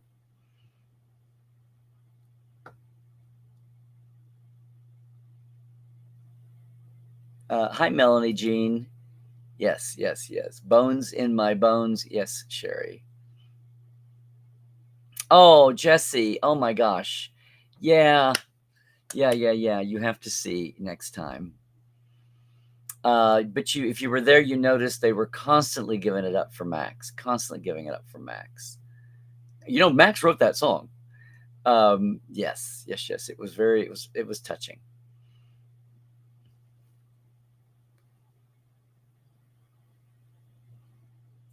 What is this, Pete? Have I seen the Star Trek Puppet Parody channel? They do parodies of specific episodes. No, I have not. I'll have to give it a try. maybe we can get a hold of the person that produces them and have them on here or on Trek Files or both. Or both. Yeah, Chuck, you are Denver, greater Denver area, somewhere on the Front Range, the Springs or something, Fort Collins, maybe.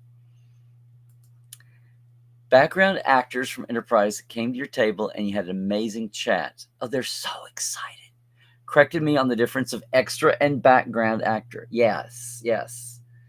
Something I was even still fuzzy with. I was just thinking they were generational, like eras of TV production, but they're and that's part of it too, because when they had their own guild, it was called the Screen Extras Guild. It was SAG and SEG, and that went away in '91. So I think this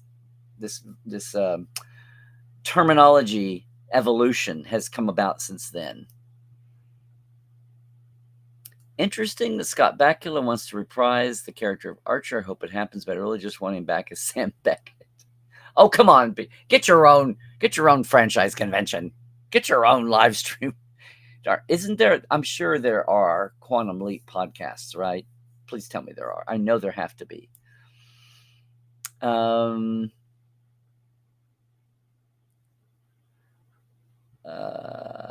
sure what you're referring to here.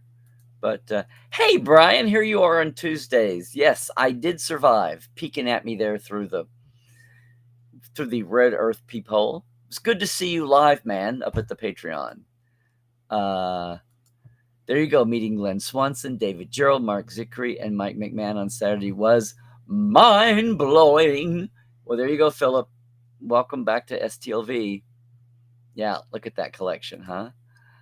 Yep. Oh, Joel, did I not see this? I didn't see your ugly bags of mostly water. Oh, no. Oh, no. But I'll find it on the photo somewhere. You know, I did some, gang, I have not posted any photos. Maybe one. I didn't even post my goodbye Vegas, I'm leaving you now. We were getting back and then got into we killed 2 hours in Barstow at the vintage shop and the Roy's Cafe on Historic Route. Next year is also the centennial, as I mentioned here, of Route 66. And my adapted post-fire Will Rogers will be mixed up with Route 66's centennial at the same year we're doing Star Trek 60th. And I may be bonkers next year, but hopefully it'll be for all the good reasons. All the right reasons. Woo! Well, thank you, Sentai. I was not celebrating Happy Power Rangers Month. It's kind of a full dance card already, but I will try to put that on there. And here's you some time. Goosebumps canceled by Disney. Yeah, I saw that. I know they have a fandom too. You tried to post as much as you could, but you were slacking. Oh no, not you, Jesse. You're young and fresh. You can't do that. Well, good. You had a busy table. Hopefully by now, lots of people are appreciating the content. Not what you're doing, but that word.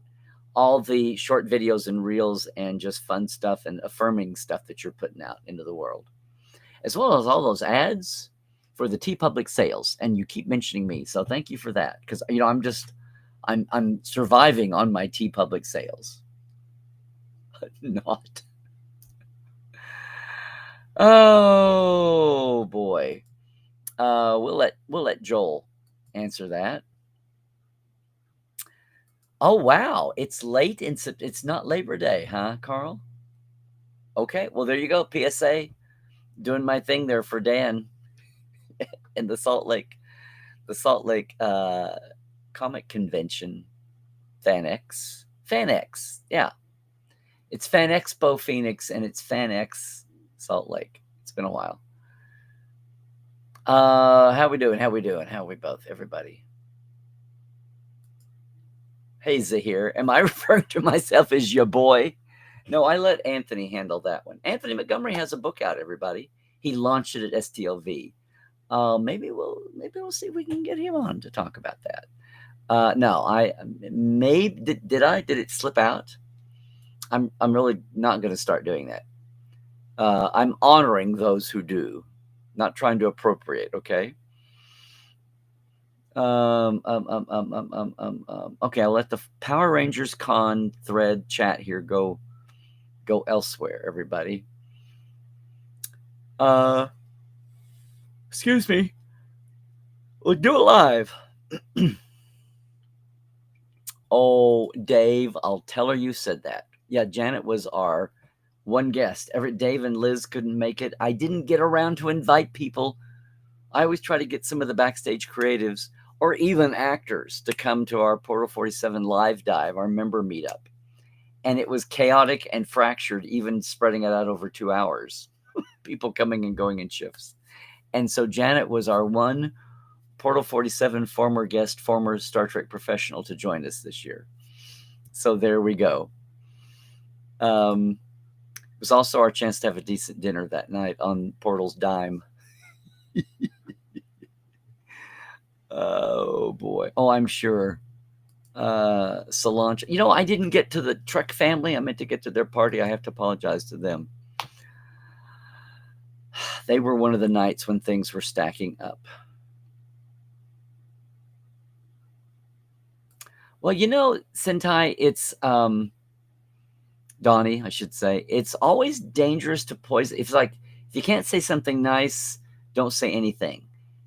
People wanted to bash Discover at the beginning when there were no other buffet flavors out yet. And it's like the woman that came up with that campaign Stab to get rid of the original animated series in 73 because she wanted live action. But if you poison the well, powers that be, the suits and the bean counters see attacking the animated series Saturday morning as attacking all Star Trek. They're not differentiating formats. They're not differentiating flavors. They're just seeing you're bashing Star Trek, so I guess Star Trek isn't popular now. So that's what's frustrating. It's very, later on you can vote in a poll 10 years later. But at the time, don't kill your goose. What am I trying to say? Don't burn down the goose coop to kill the one bad gander. I don't know what I'm trying to say. You know what I'm saying? Be careful with that. Be careful with that. MAGA hats, Pedro. MAGA hats. I'm thrilled that you didn't get my reference there. Meanwhile, you got your letters for legacy postcards. Yeah, they're trying to go old school stamps and paper as opposed to just being digital. Maybe it packs more of a wallop. We will see. But you all are channeling Bijo and John every time you do that. You're down for United and Legacy. Why choose? Can we have both? Both, sir. Both shows would be the first 2 Star Trek projects since Enterprise without Kurtzman or Goldman. Interesting way we have to put that now, because just the other day there was no project since Enterprise. But yeah, we've had these years. Hi, Sydney. I hope you're well, Sydney, and I hope you're enjoying all the news the last month or so here. I'm with you, Wanda. Whatever I said, I hope so. If it's to be Star Trek, they can't do a worse job with the takeover. Well, we'll see. A lot of the takeover, the merger, had nothing to do with Star Trek, right? It was upper level, above pay grades of people. We'll see. Hopefully we can get past this crap and get on with stuff and surprise a few people, if not make them happy. I talked to some folks that were cautiously optimistic that it was not going to be the nightmare scenario. So we'll see. Well, this is true, Sherry. Cuts and layoffs for any sector. I know. They're having to just the wrenching changes in media and communication, the way the business model works. Linear TV, network TV, commercial TV we've been talking about this, just talking about the Parrot Analytics. Remember when I used to do those? Trying to get a gauge. And because if you're not selling advertising time and gauging show popularity by that, then, the strikes were partly about no one knew the bookkeeping of shows anymore because they were streaming. It just the uprooting of a paradigm. It's stable for 40, 50 years. And then the new eventually evolves. But how long until we evolve that, right? It's just like globalizing and domestic jobs. It's just so much is that way. But yes, in the short term, everyone's affected. Anytime there's layoffs and cutoffs and all of that, of course. Well, Sean, again, you make it sound like everything is just a perfectly laid out conveyor belt, and it's not. You have pandemics, and you have corporate weirdness, and you have personalities, and you have people who get sued for bad things or they go bankrupt. You have people who get illness. I mean, there's never such a thing as a perfect playbook. So it's always but a lot of the people are different people. Who are the people this 10 years and that 10 years? It's not like there's a uniform, monolithic Paramount. That's what people thought in the 80s and the 90s. And it's not. There's underlings that don't like what their bosses are doing, but they have to wait until they can get up there. That's happened in the writers' rooms on Star Trek, much less the corporate offices, right? So I'm not going to eat a chip now. That would be rude. This is true, especially in an industry where the lay of the industry is wrenchingly evolving fast. What are you saying here, comedy? You follow what you call the battle for Paramount Mountain. For the topic is Trek, and I think we're still in the holding pattern and will be for a bit longer. Yes, indeed. Yeah, because the top guys have to appoint people below them, and that's going to take a while. Yeah. Well, that's your vote. I mean, a lot of people would agree with you. Some people wouldn't. And of course, there's that old adage. What is it about? You dance with the one that brung you. Like you could, if you're not happy with something, you could cast it off. But what you get next might be worse. You might be wishing, right? Be careful what you wish for. You may get it. That's kind of what I had this weekend. Don't know that I will do 12 things again next year. Are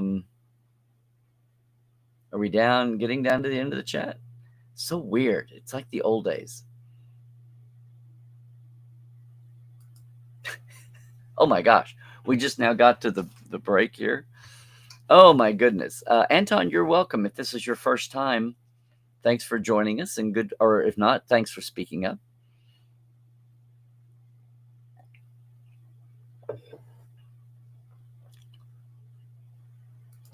Well, there you go.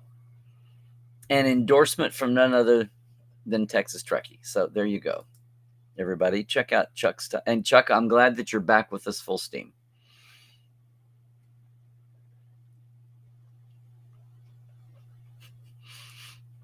Are you talking about the wild as in the Patreon party, the mission log party? Or even wilder than that, because that was pretty wild. I left and came back with a gap in the middle. Really, Jesse? It took 3 years to get that? Oh, well, you were a lucky one because there's lots of people I didn't get over to see. So good for you.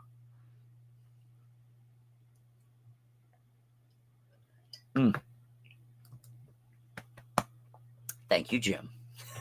Thank you. There you go, right there. I was giving out Trekophiles buttons right and left. Had them on the table.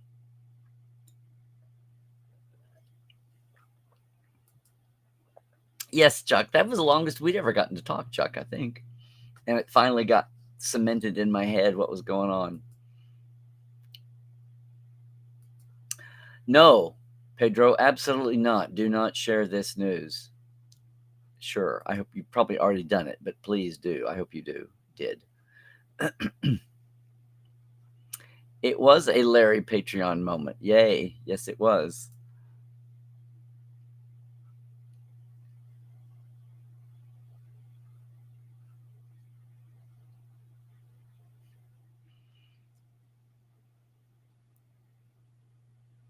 Hi, Rose. Good to see you as we do every week. Yay, yay, yay.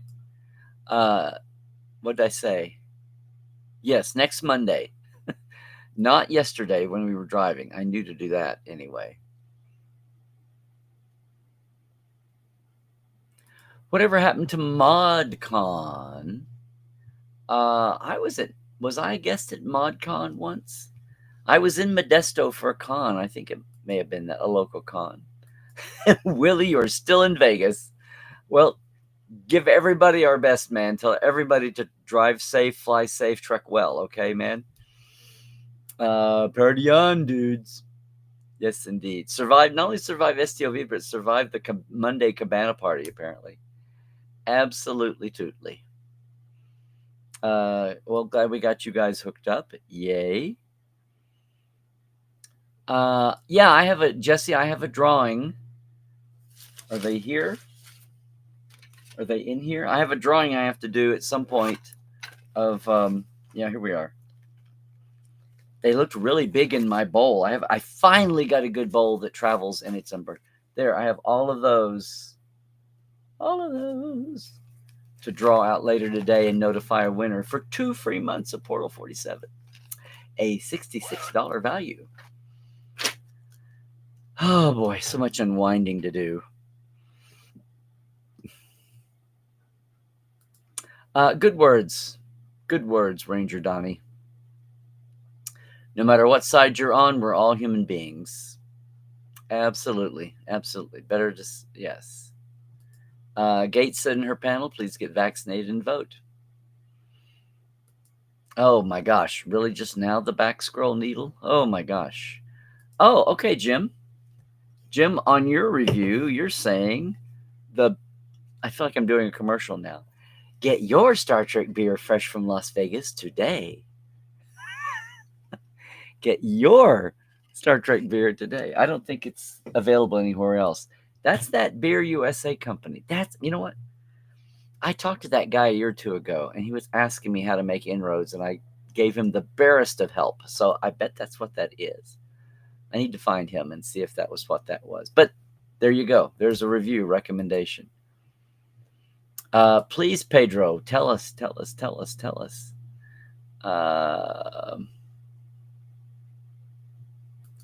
Terry stopped by the Legacy table to chat with him for a minute. It was great. Good deal.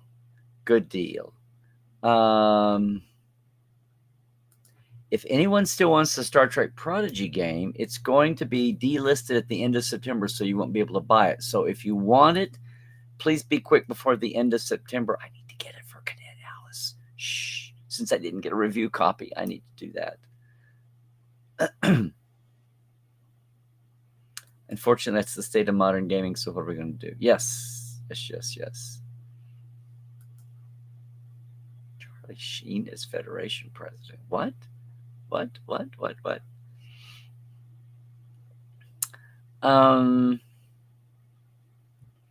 If you buy a game on stream, in most cases, you keep it even if they remove the game.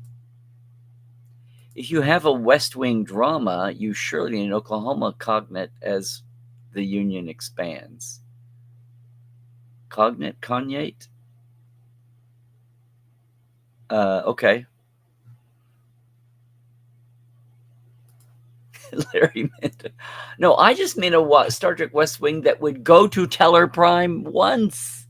Finally give the world an excuse to see Teller Prime. That's all. Oh, Jess, don't underestimate the work you did. Having a booth and talking nonstop and promoting and trying to grow a business, a fun business even, and find that line when you're in a comfort zone between you're a fan and you're there for business, and yet you're trying to pay your bills, and making everybody realize that there's sometimes you can do as fanish and some things you need to do as a service, and you have to.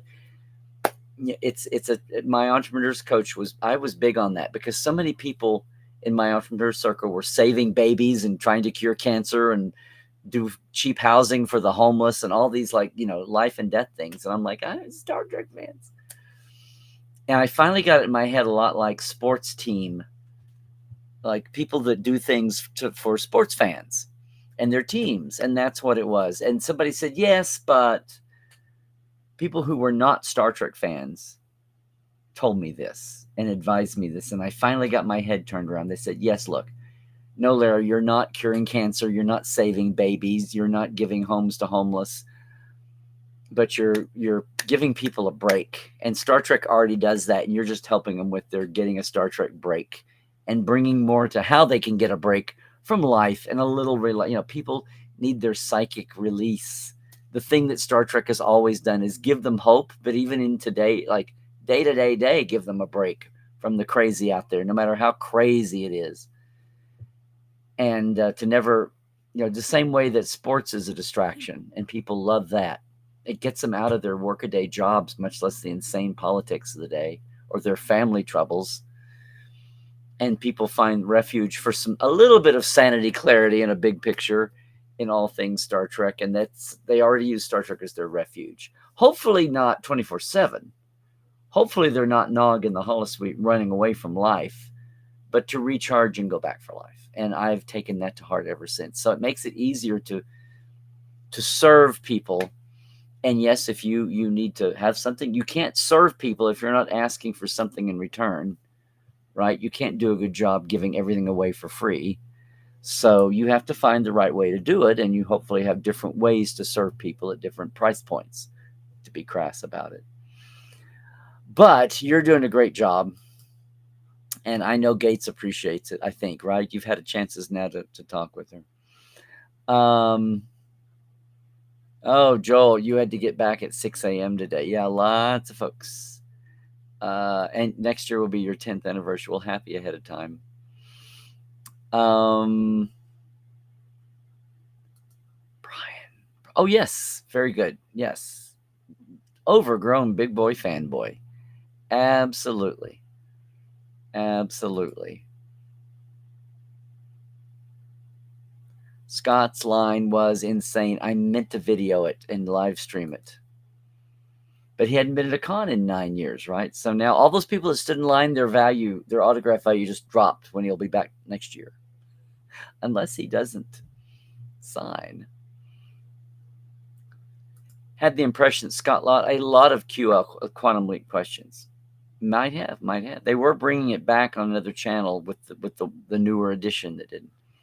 With a name like Alan Tudyk, it seems obvious someone should cast him as a Klingon. He'd be the world's wackiest. He'd be the misfit Klingon. Yes, he'd be the Klingon stand-up, right? You think a Klingon scientist, a Klingon lawyer, you think they're miscasts and outcasts. Bakula's lines for autographs and photos were bonkers. And there were definitely issues in the theater. Okay. That's how he became admiral. Okay, I'm gonna pick it up here a little bit. Hip hip for 2 Pip Kim. Absolutely. Yep. The Pips. I haven't seen this one, guys. I have to admit. 2 Pip Kim. 2,000 Pip Kim. It sounds like. Hey, C3. Yes, indeed. Part of me wants to have Scott Bakula say, "Oh boy," but holding a blue Donald Belisario credit in front. You know the guy that did the Baylock with Herb Solo's credit for a very nice to hear. Mr. McGarry, fine. Mr. McGarry, fine. What's next? I have to put my jacket on backwards and upside down and say, what's next? Hey, Anton, sure.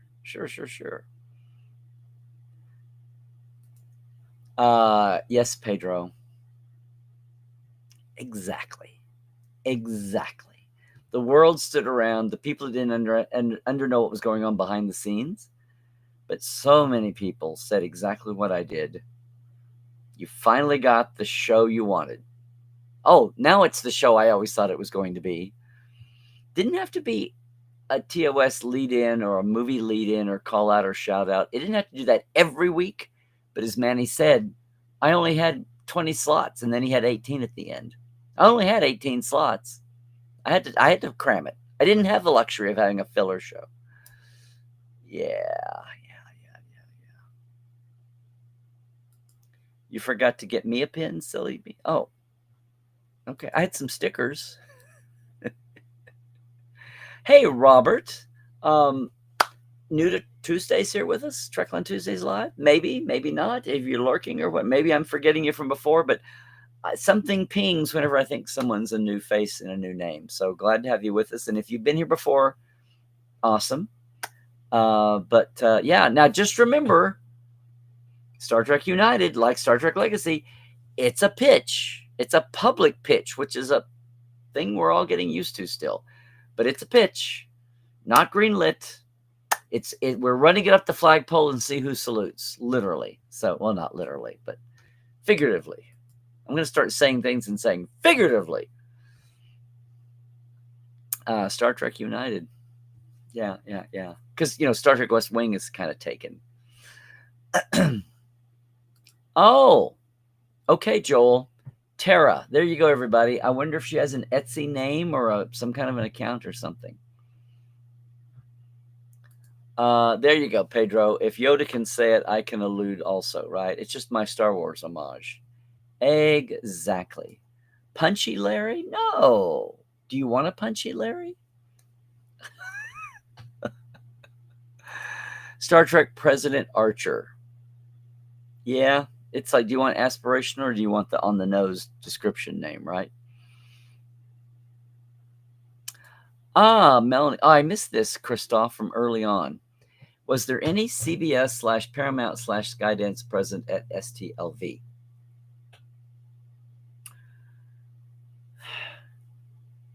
There might have been.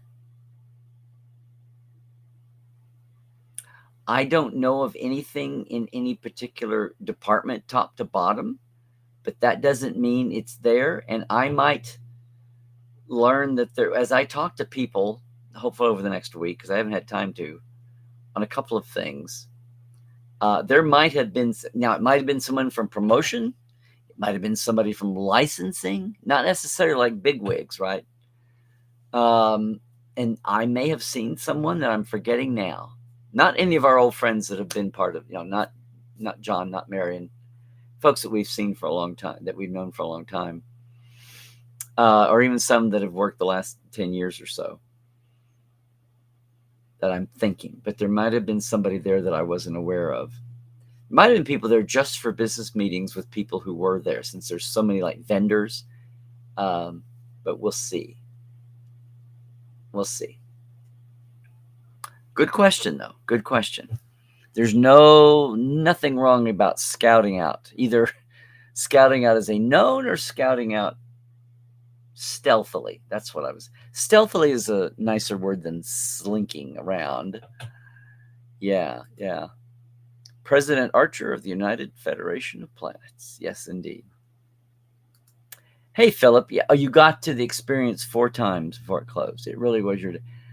Philip, it was everybody's Disneyland here, and those folks that were lucky enough to see it will treasure it. See, I can't get I can't get this to even go down. I can't grab it and go. What is the thing?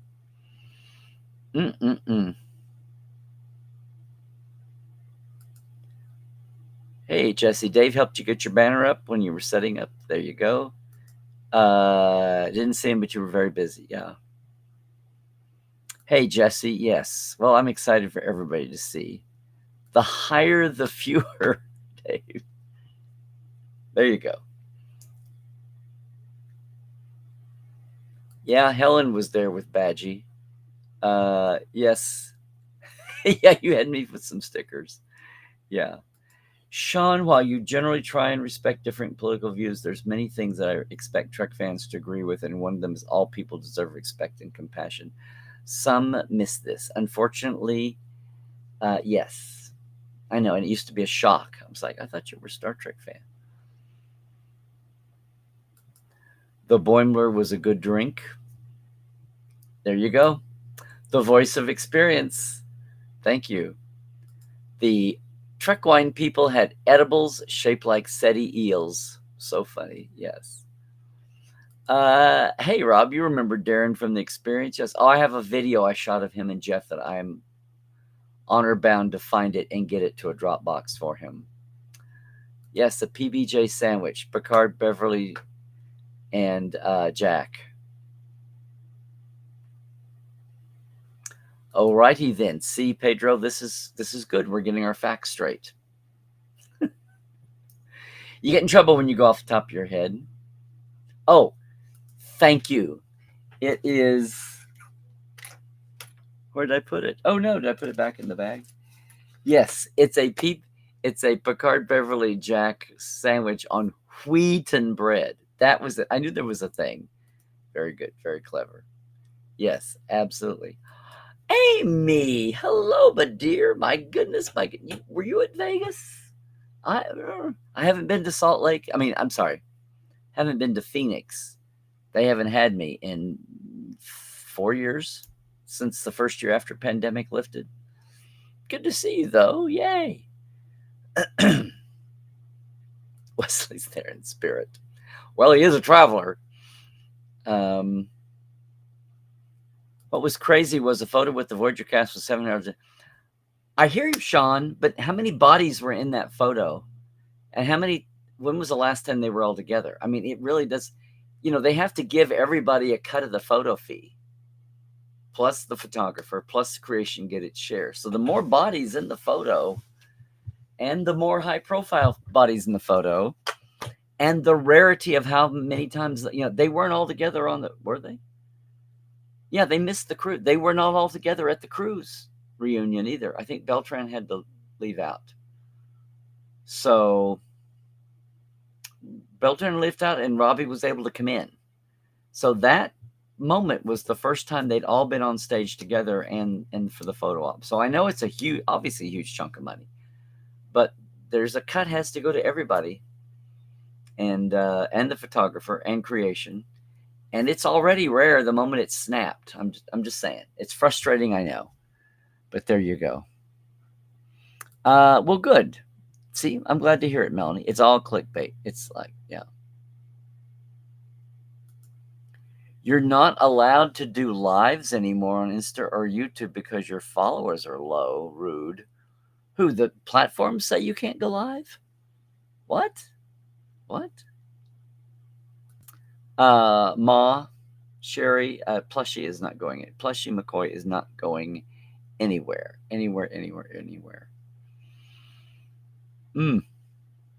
Wait, I missed the front end of this. What now?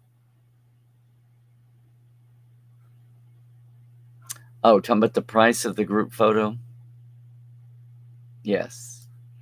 There you go, Jesse. Yep. What's funny is on the cruise, I think it was Denise's, they were doing the almost the MST3K treatment of Assignment Earth that Denise pulls together every year, different episode. And it was so jam-packed. It's the half audience. You have to split the boat up in two. And even then, half audience, it was jam-packed. And I was sitting at the top of a step. And I looked over and realized that sitting on next to me at the top of the step, probably illegally on fire marshals if we'd had them, was Sean. I was like, in the dark, the lights came up and was like, oh, look who I sat down next to. It was funny. It was a funny moment. So yay for you getting to see Sean.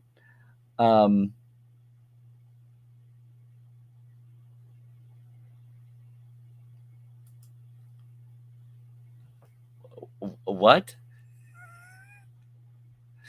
Guinan accidentally witnesses Harvey Keitel shooting rum, and that's what sets off the whole plot. Cute. By the time that Larry found that Twitch spammer Twitch had long confirmed my complaint that it was spammed. Okay. Okay, Amy, we'll see you. We'll see you there. That's awesome. Oh yeah, Tracy Lee was there. Absolutely. Tracy Lee Coco.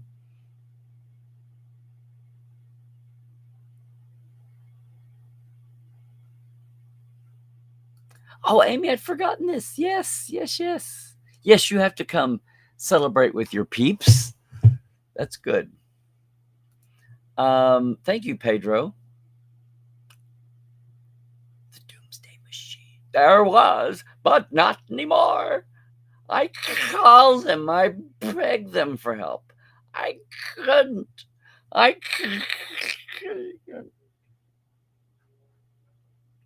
Jim, he's in a state of shock.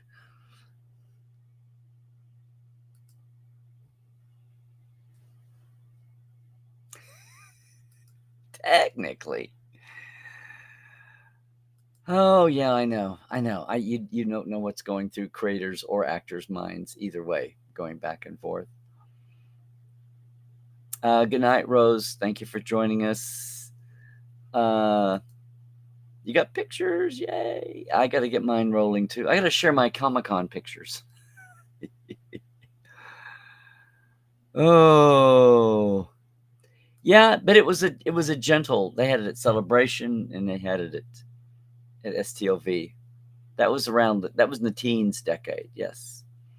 Hey, Christian, you're very welcome. Again, skewed from my perspective. Some things general, a lot of stuff I was not there to witness. I was not monitoring the main stage the whole time.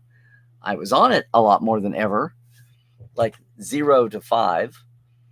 But I'll never forget just sitting there just watching LeVar and Mika do the daddy-daughter stuff. Hysterical. It's like watching George and Gracie or something, or I don't know. It was such good. You've seen a few crossover costumes on, but remember, Star Trek is in the future, primarily within our galaxy. Star Wars. Oh yeah, yes.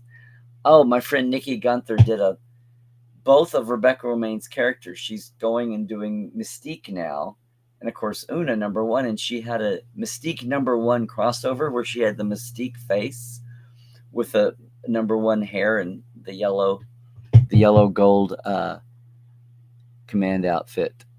It was incredible. She got Rebecca to shriek when she saw her. She was like, oh my God, because she had all the technical detail, all the surface texture on the face.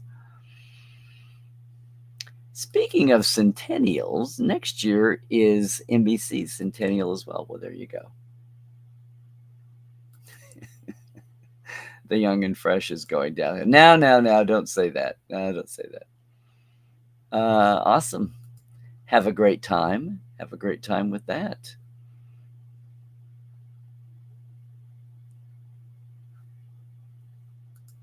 Falcor the cat was the real star, especially to the celebs. Yeah.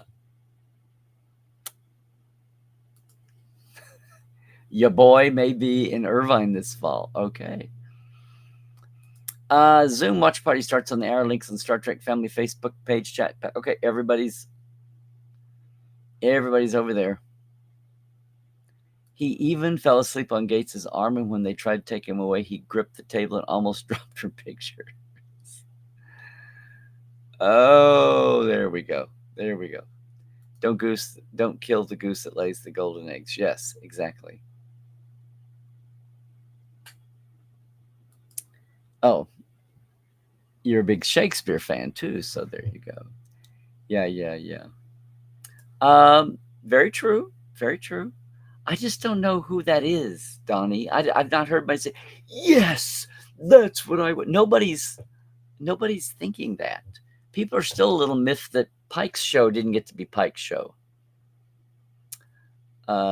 Yes. Well, see, that takes a very nuanced mass presentation. Will it fit on an airplane banner?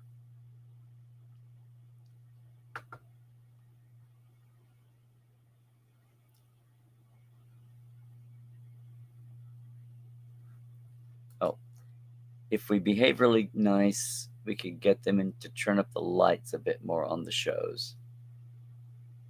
I think so. It was organized and whatever. I agree. They may be working on that.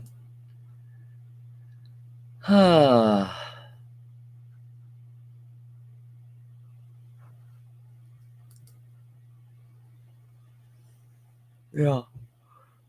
Excuse me, guys. Oh my goodness. I was that's what I was worried about in 06. I said that was a possibility when people were watching the Berman era end and Enterprise end with a thud.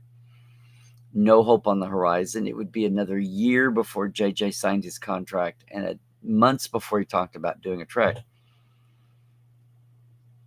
And it was like, well, we've been spoiled. The new has never been that bad, although it's been rocky starting.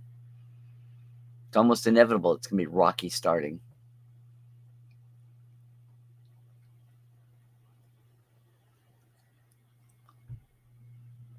Hey, Tim. Well, I got started really late, Tim. So you were really, really, really late. Oh, I forget you're in New Zealand. So, hey, Kiwi. And yes, we were at Modesto at that Modesto Con. Yes, they had me up for the 50th. I think it was the 50th. Everybody had $50.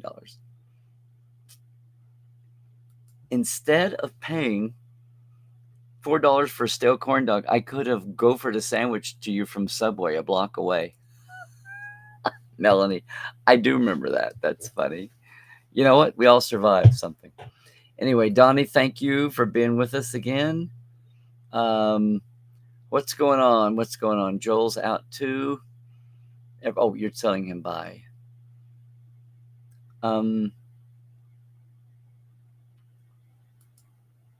Oh, it was? Okay, yay then. Good. Good deal. Good. You want Ryan's script called Star Trek Oath, which follows Dr. Crusher going undercover to areas that are at the end of their rope. It's in the 25th century, so it's after season 3 of Picard. This is something they talked about over the weekend.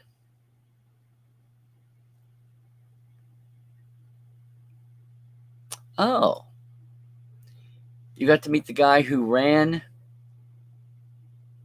the experience, but he went to say hi to Sean at Legacy because he used to work there. I wish I got to go.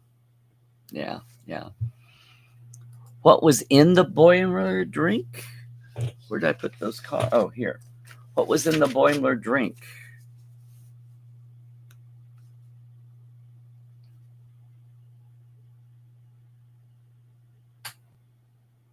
Ask and ye shall receive. I love factoids are us, especially when I have it right there. PP and J Badgie, absolutely. Oh, it's fine.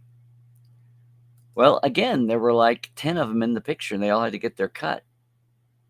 Plus, the photographer get his. Plus, creation make something on it. That's like 12. 10 into 7 is just $70, and 12 is a little more.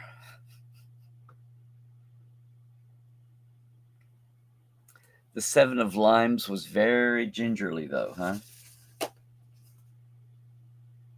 Oh, it wasn't on this list. That wasn't on there. Melanie, you passed.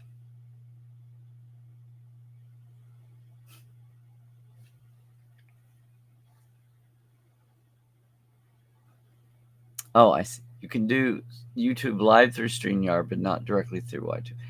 Do all the functions, the promo and notification works through StreamYard?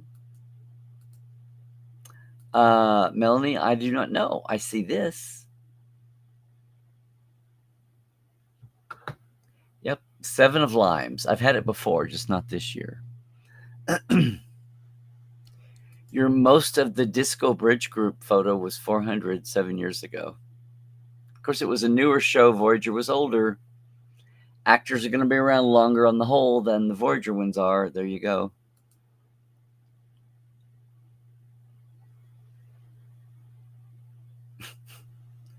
Tracy got on a scooter and drove around like a mad person. Well, of course.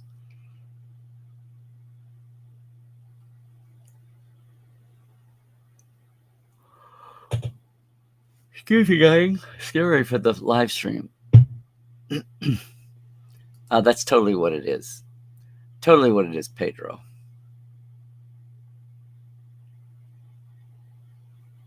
Yeah. But yeah, what a great piece to have. What a great piece to have.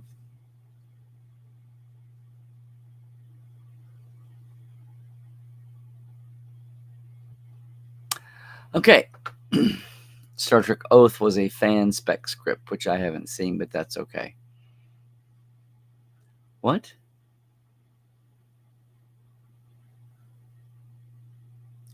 Oh, they're not wanting for advice and consultation, believe me. Everybody's offering it, whether it's invited or not. um,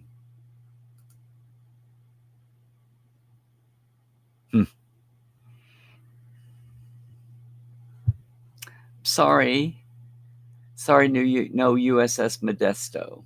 What a shame. What's the deal? What's the deal? Amy, good to see you, everybody. There was a weird chat glitch, probably why I couldn't scroll back. Okay. Take a risk and make Star Trek shows from different eras, but produced and written the same way it was at the time. That would really make lots of people happy. Production recreationism? Wow, yeah. I bet it would. Did I just lose the chat? Oh, there we go. Yes.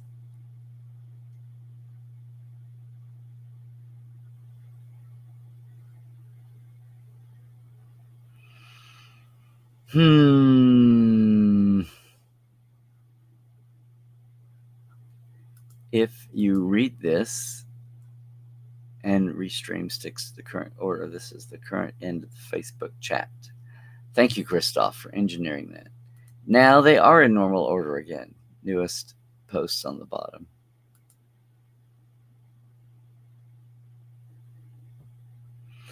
Wow, guys, I am really. Yeah, I know. What is with this? I still have another inch of caffeine. Wow. I had 9 hours of sleep, gang. You know what? Maybe I should have turned on my. Can you hear that? I have a fan. I keep forgetting it's up there.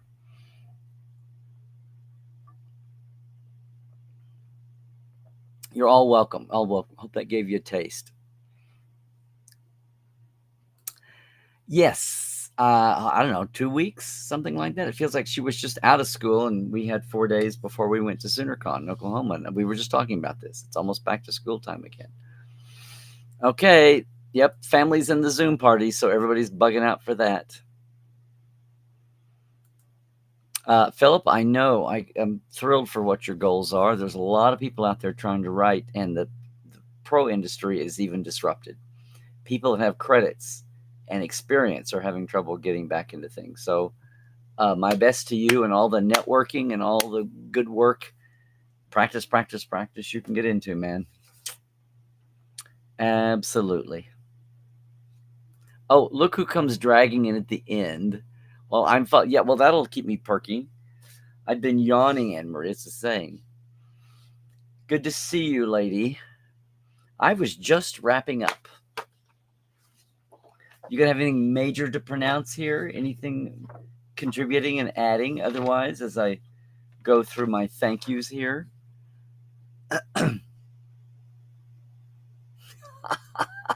Jesse. You can't go to driver's license, so keeping your thoughts. Hang in there, Mom. Hang in there. Pedro, good to see you. Thanks for coming by. Thanks for coming by, too. Haha. Oh, homeward bound. You wish you were homeward bound. All right. You trek well, too, Anne-Marie. It's always good to see you. Feels like it's been ages, and yet not. This year. Yes. So, yay. Folks are finally, the Monday holdover is done. Folks are flying home Tuesday. And here we are. Going to get out of here today. Oh, hey, McLean. Hey, McLean. When did I call you McLean? Rob, good to see you too. There you go. 60 live from Route 66. Well, it's a centennial, Rob. I hope things are picking up in Kingman for the centennial next year for Route 66. Absolutely. Hey, I'm going to thank all these folks once again. Thanks, you guys, for helping me out here with the Patreons. Again, if you want to be supportive of things Trekland, especially the streaming into Trekland, simple. You can do more than this, but at least there for the shout outs and the thing, I keep it simple. Patreon.com/Trekland Live. Thank you much for that. It's hiatus time for the Trek Files, but boom, there you go. Podcast.rodme.com, or our new home with everything all in one. The document, the hot links back, the audio player, the descriptions, and scrollability for 23 seasons at thetrekfiles.com on Memory Alpha. We'll be back in a few weeks. We're still naming it probably the week of Labor Day, gang. Pretty much. And if you've got that itch for the whole paradigm experience of Star Trek, location sites in the wild, you have your choices. You can do a one-off with me at a Trekland Trek. It's going to be summer here for a long time. Beautiful weather here in SoCal. Come on out when you can through August, through September, through October. If you're here in town for business or vacation, you got a spare day, get in touch with me early and we will work out your unforgettable, memorable, customized away mission for you. Pick among 50 places, right? And I will pick you up from the hotel and get you back after about 6 hours. Meanwhile, one more shout out. Maybe I'm burying everything. I'm burying the lead. I'm doing everything crazy. Well, our where is it? I know. I know. Kira's laughing at me. Nana's laughing at me. Our big, huge mega tour next year with Geek Nation Tours, 6 days the week before Trek Vegas. Just go to geeknationtours.com. Look at the very top couple of rows. There'll be the new upcoming shows coming, the new tours, I should say, coming. There'll also be a one-day Valley of Fire next year, the day of Landing Party Con Eve, that would go out to Landing Fire to see, well, where Kirk passed away under Picard's tutelage, right, from Generations, but also a couple of wacky associated Star Trek events that aren't really on the radar, but there they are. I'm just mad that I can't find my card. Maybe I dropped it. Probably did. But we're professionals. We're going to move on. Gang, thank you so much for being here once again for another Tuesday. Keep watching. Enjoy. There'll probably be news foaming over from Trek Las Vegas. But watch your news channels. Coming up in future weeks, there'll be some news coming out of Trekland. And I couldn't be happier. But here we are. And we're all gearing up for the 60th. I can't believe it's going to be as big a thing as the 50th. But apparently, Trek fans, you can't keep them down. You can't keep them away from any good anniversary. So there we go. Can't wait for that. And can't wait to see you all next week. So until then, yes. Stay well, do all the things. Stay awoke, check the sources. And trek well, everybody.